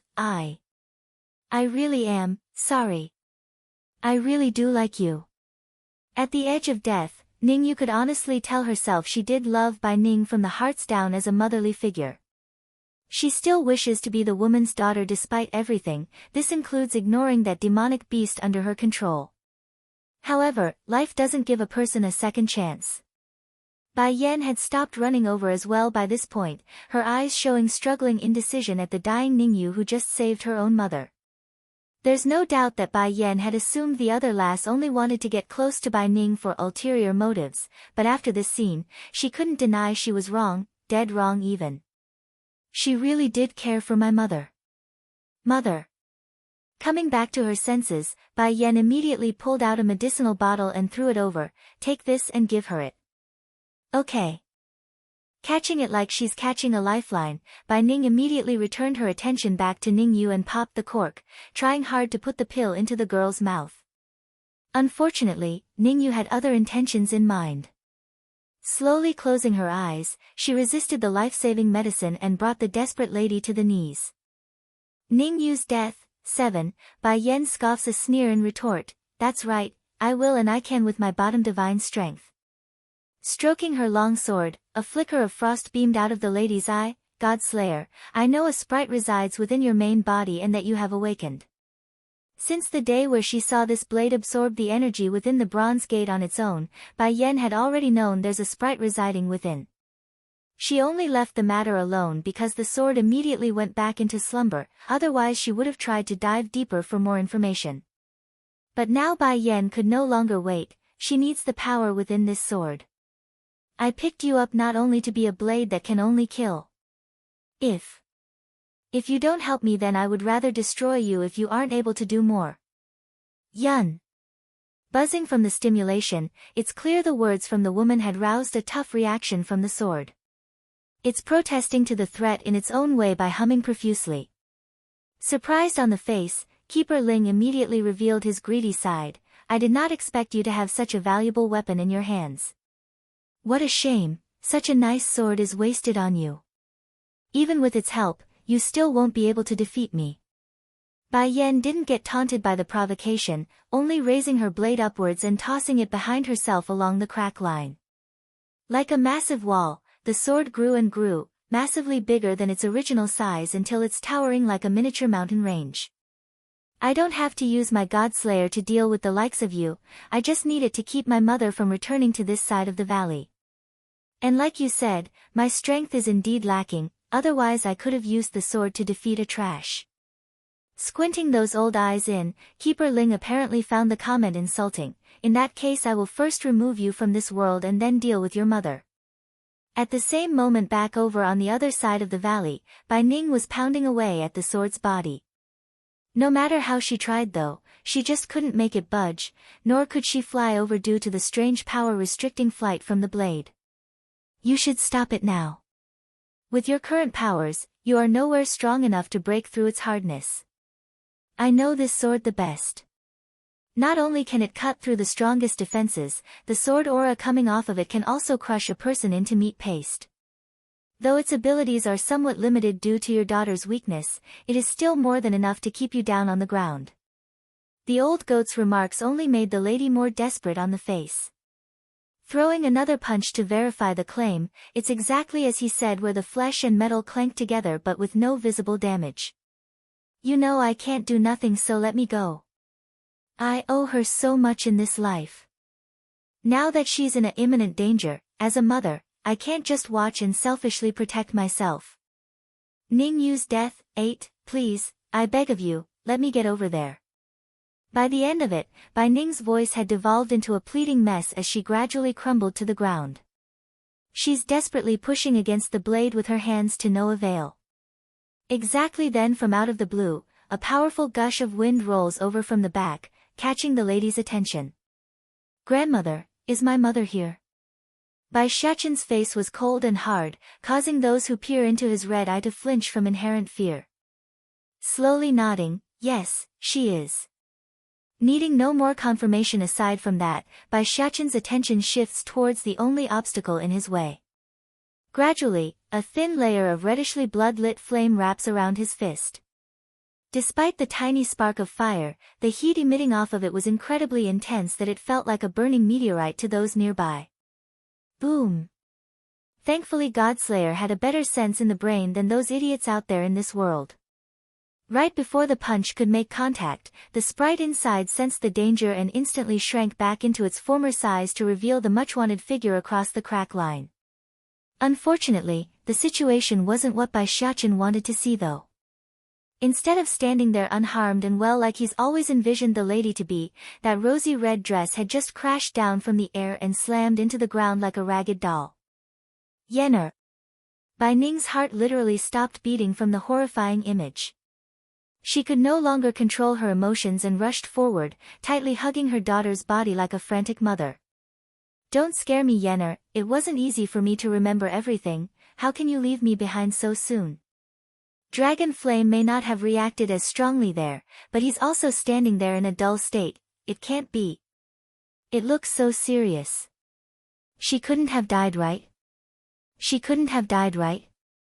Everything in the surrounding environment immediately became shut from Bai Xiaqin's senses, leaving only the pounding heartbeat from his chest that indicated his own emotions.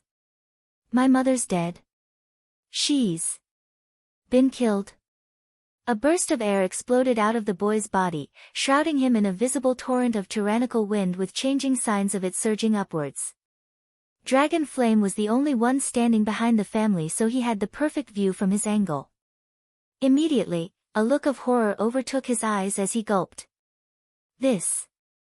What the hell is going on here? Why is this little fella going through such a drastic change and in such short timing?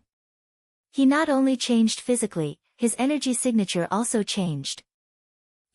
Keeper Ling could barely believe the child that's confronting himself. It's menacing and frightening, just like a sinister monster from the depths of hell itself. Why? Why does the little guy make me tremble just by looking at him? Bai Xiaqin didn't utter a single word in this case. With a light tap of his foot, he was already in front of the elder, his palm reaching out like he wants to clap him out of existence. Of course, the little steambun's strength wasn't at that level yet, he only managed to send the keeper flying back several meters from sheer brute force of his powers.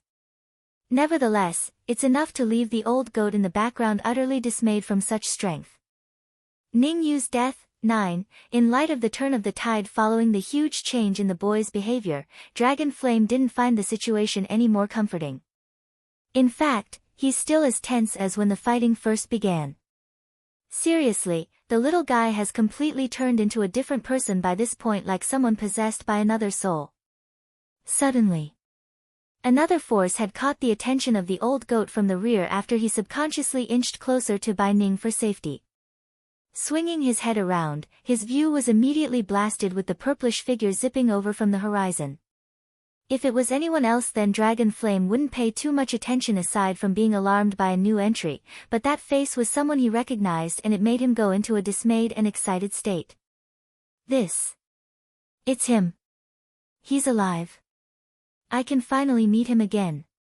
But the man wearing the purplish robe did not give any attention to the excited old goat, he rushed right past everyone and came before Bai Yen like a lightning bolt and pulled the lady into his embrace, right out of Bai Ning's grasp, who still hadn't come to terms on what's happening. Yener, I'm sorry I'm late. But don't worry, even if it takes the sacrifice of my own life, I will never let you leave me again. That said, Ditsang promptly pulled out a dagger and slit the palm of his hand, allowing the golden droplets of blood to trickle down onto his wife's face. Dragon Flame was absolutely shocked by this scene. He's stiff and horrified as he spoke. You are going to use your own essence to save her. That is your most precious essence, the life force of us demons. If you use it, then your own life will be in peril. But before the old goat could finish his outcry, Ditsang's next act had left the ancient dragon speechless. It's because instead of using only one droplet of essence that he needed, the Demon King was pouring countless drops down like a rainfall. As a result of this effort, the broken hole in Bai Yan's chest was visibly healing on sight, repairing whatever damage that the woman had sustained from the battle. In hindsight, Ditsang's complexion was also growing pale in return, a clear indication he's giving his life out for his wife. Urgency now filled Dragon Flame's eyes. The more he watched, the more rattled he was inwardly, because he just didn't understand why Ditsang would go so far for a human woman. Why? What sort of relationship does he have with her? However, despite the pleading look from the old goat, Deetsang never even flinched for a second, only staring intently down at his unconscious wife in his arms. It's as if the world didn't exist in his world anymore, only the lovely woman in front of his eyes that he would give everything in this world to save. Enough, that's enough. Dragon Flame could no longer keep quiet and cried out in a frantic manner, what you are doing now isn't just a simple act of giving your essence anymore, you're going to die at this rate. She's already mostly healed. You don't need to keep going. Father's love. 1. Deetsang acted like he didn't hear a single word from the old goat and continued to drip his essence blood down from his palm until he was absolutely sure Bai Yan's wound had healed completely. As a consequence, his complexion had grown increasingly more dire and even turned a shade of black like someone that's dying. Even so, he pressed onwards until the color of life returned to his wife's face. Once that was confirmed and done, the panic-stricken heart inside the Demon King finally relaxed. However, that doesn't mean he was done here today. Shifting his terribly dark sight over to the one responsible for all this damage, Deetsang's aura instantly sends the temperature of the area down a notch like the valley had turned into an ice prison. Boom! Bai Xiaochen didn't know or didn't care what's happening behind himself, he only had one thought in his mind right now, and that was to crush this Keeper Ling until he's removed from this world. For that reasoning, his attacks were growing increasingly more ferocious with every punch and now created shockwaves even if he didn't connect. As a keeper, the elder of course felt indignant at being pressured by a young brat that has barely weaned from his mother's milk. But what he saw next when his eyes fell upon the newly arrived Demon King had sucked the air right out of his lungs. He had the look of horror and disbelief on his old face in that second. Then without another thought, he instantly retreated and stopped struggling to fight the child. Instead, he made a 180 turn and fled in the opposite direction. Bai Xiaochen naturally wouldn't allow this, having his target flee in his state wasn't an option. Pursing his prey, he threw punches after punches that blew apart the land at every turn. Sadly, just as he's about to catch up to the bastard to give the killing blow, Keeper Ling's body simply disappeared. That's right, the old bastard disappeared out of thin air, leaving only a slight fluctuation in the air to prove he was there mere seconds ago.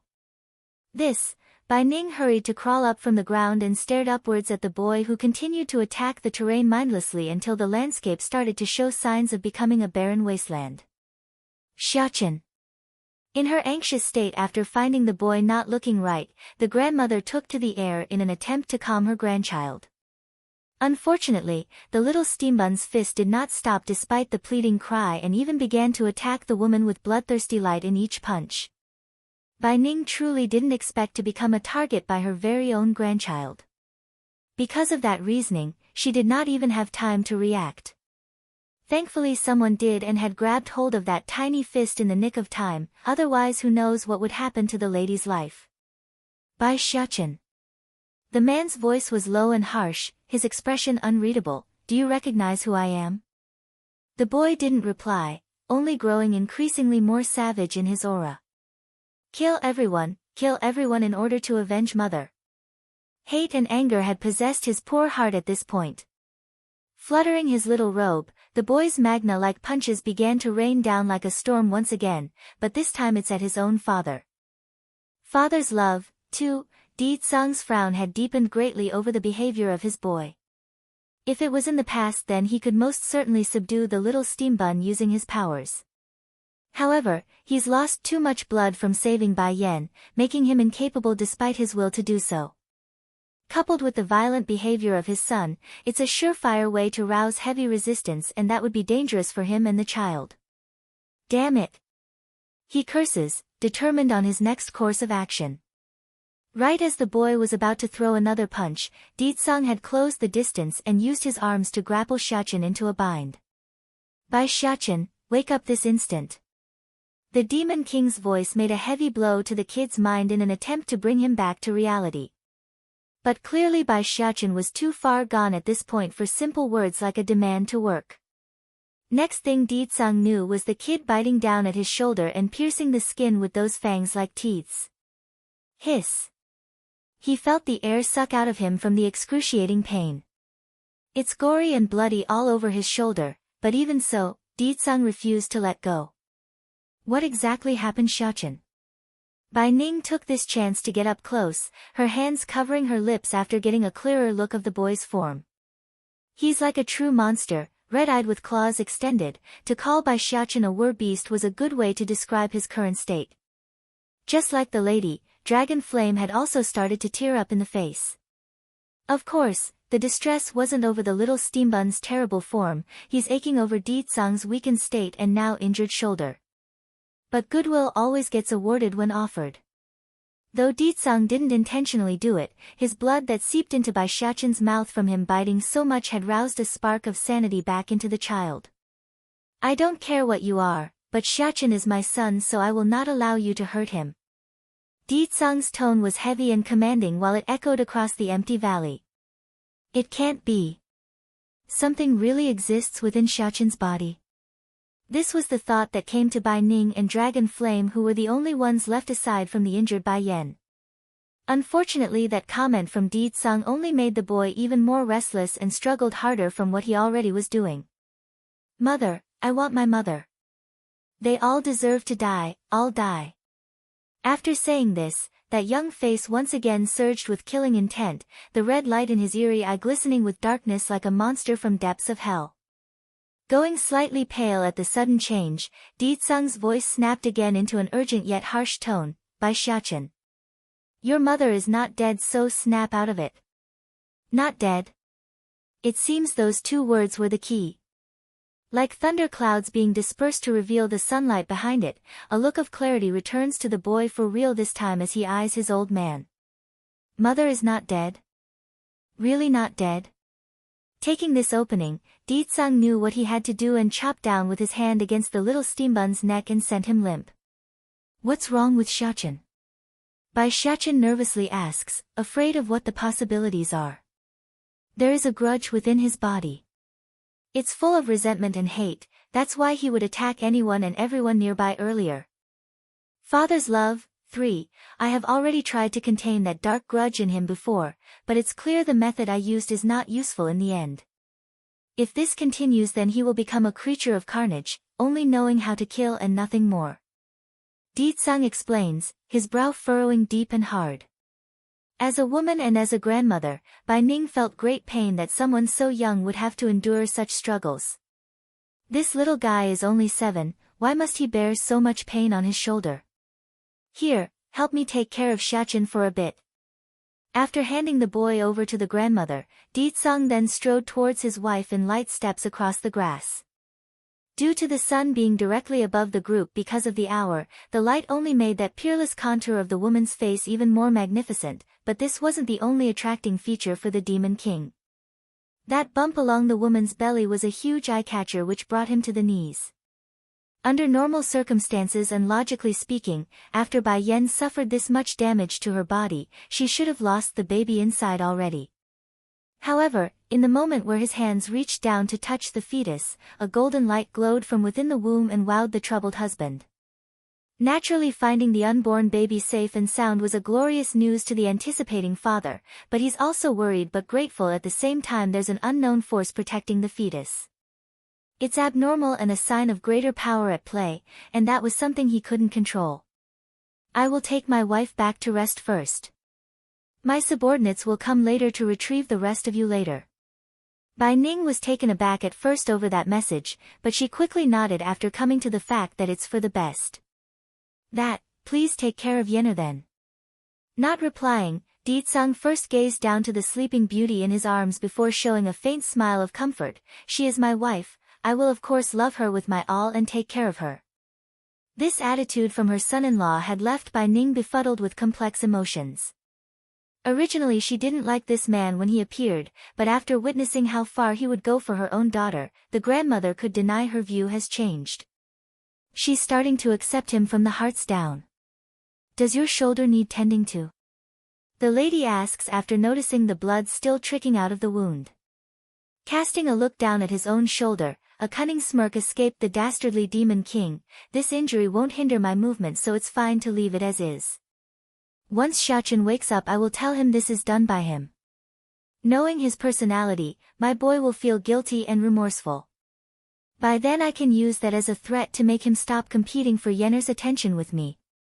Bai Ning couldn't stop the twitching in the corner of her own mouth after hearing that ridiculous reasoning. Competing for Yenner's attention with me? Is he seriously jealous of his own son? Nevertheless, Bai Ning's tense heart did ease up after hearing how relaxed the man was in the way he spoke. Showing a soft smile of her own, then hurry and bring Yenner back to rest. I will first deal with the matters here before taking Xiachen back with me to find you. After that, Ditsang wasted no time and disappeared from the valley, his figure gone and out of view in an instant. Father's love. 4. Turning around to meet the scum's face after the Demon King had left with her daughter, Bai Ning's expression was cold and unkind. I remember everything. This sentence instantly sends Ning Yuan into a trembling panic as he stared at that face whom he dreamed for years to have. You erased my memories because I repeatedly rejected you back then. Did it ever cross your mind that this day would come? That said, she then began to walk slowly towards the scum, her steps measured and powerful. Ninger, I only did all that because I love you too much, that's why I did all those things. Love? She scoffs a sarcastic sneer. I rather not have this sort of crazy love from you. Not to mention I have a child and husband, based on what can you make me forget them and accept you? The downgrading remarks from the lady had left the scum humiliated and shamed, evident by the clenched fist he's making. Even so, Ning Yuan regrets nothing. Since that year where he first lay eyes on Bai Ning climbing up from the cliff in her blood-ridden state, he has fallen heads over heels for her and could never get out of that quagmire. He thought he could get the woman to accept him once she loses her memories, which he believes any love-stricken man would do if they're being rejected as so. However, history has proven him wrong, very wrong. How can you be so cruel to me, Ninger? I offered up so much, paid so much. Ning Yuan's voice trembled with the note of deep scarring pain which pierced straight into his bones. Why should I accept a dark-hearted person like you? Bai Ning unequivocally shuts the scum down. My husband is an honest and upright man in this world. Even if he is not as strong as you, but in my mind, he is a hero, while you are nothing but a wretched little man. While you are nothing but a wretched little man. Her last sentence rumbled like a rolling thunder, blasting the scum backwards. So in her eyes I'm nothing but a wretched little man? How laughable. With his eyes closed, Ning Yuan's face was full of grief and pain until he opened them again. This time he's pleading, then can you let me go out of consideration for accompanying you for all these years? Ha ha ha. Bai Ning suddenly bursts into a hysterical laughing fit, her voice mad and crazy sounding. Let you go? You ripped my past from me and had me forget my own husband and daughter. Why should I let a bastard like you go who stole all those precious moments from my life? But if things hadn't gone this way today, I might have spared your life out of concern for you. But you killed her, then tried to kill my flesh and blood as well today. Which part of your behavior warrants mercy? Tell me, which part? No. Ning Yuan stumbles another step back, his head shaking like he's refusing reality. The ones who wanted to hurt your daughter is the Celestial Palace. I'm innocent. Innocent? She chuckles with an icy note. If not for you would they have known to come here and ambush us? If not for you would Yor be dead? If not for you would my daughter's life be in peril? And if not for you, would my grandson have been provoked and devolved into that state? Father's love. 5. So, the culprit of all this is you. Gritting her teeth, anger burns within the lady's eye as she pounced before the scum could utter more insulting words to defend himself. There's a huge bone-crunching sound when that punch landed along the chest. This punch is for myself. You caused me to forget my husband and child, and you also made them search for me for years. Bang! A huge dent imprinted itself into Ning Yuan's chest now, causing him to spew out blood from the mouth like a sprinkling fountain. This punch is for you. You as a father failed her. Not only did you not properly educate her to be a good person, you also caused her death with your own conceited selfishness. I bet the reason she bullied my daughter is because of you goading her along that path too. Bang! With another punch coming down, Ning Yuan's face of pleading now turns to fear. The following punches are all for my daughter. If it wasn't for you, then she wouldn't have suffered such a severe injury. You will never be able to make up for the damage. That said, the lady's fist rained down like a storm, whisking away and pounding down relentlessly until the last breath was sucked out of the scum's throat. In the end, the bastard meets his end by sheer brute force, a fateful end he never expected for himself. Dragon Flame appeared, stunned by the brutality portrayed by Bai Ning's ferocity. It's one thing to beat a man to a pulp, it's another to turn him into mincemeat like an Amazonian huntress. Dragon Flame, Bai Ning retracts her blood-stained fist, go back and find Dragoni, take her to Yenner's side. Me and Xiaochen will clean up here first before joining them. Giving a slight nod, okay, I will go back first. I also want to see if Half Qing Xing fled yet. Just now Bai Yan not only broke the bond between himself and her, she also likely applied it to that snake, so he's very anxious to get back and make that damnable woman pay for all the crap he had to go through in the underground world. Back over in the inn, Half Qing Xing didn't run away like some thought she would, rather she's sitting there with a dull face like she's mulling over some dilemma, mainly on why Bai Yan would terminate their contract without a single word. Then without any indication, the door to the room was blown open, rattling from the sheer strength of the knock.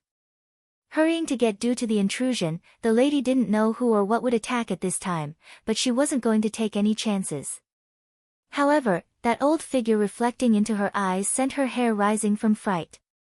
In the past there was Bai Yan's contract to keep the old goat at bay and snuffing her life out, but clearly that's gone by this point, meaning there's nothing holding back Dragon Flame from exacting his much-delayed vengeance.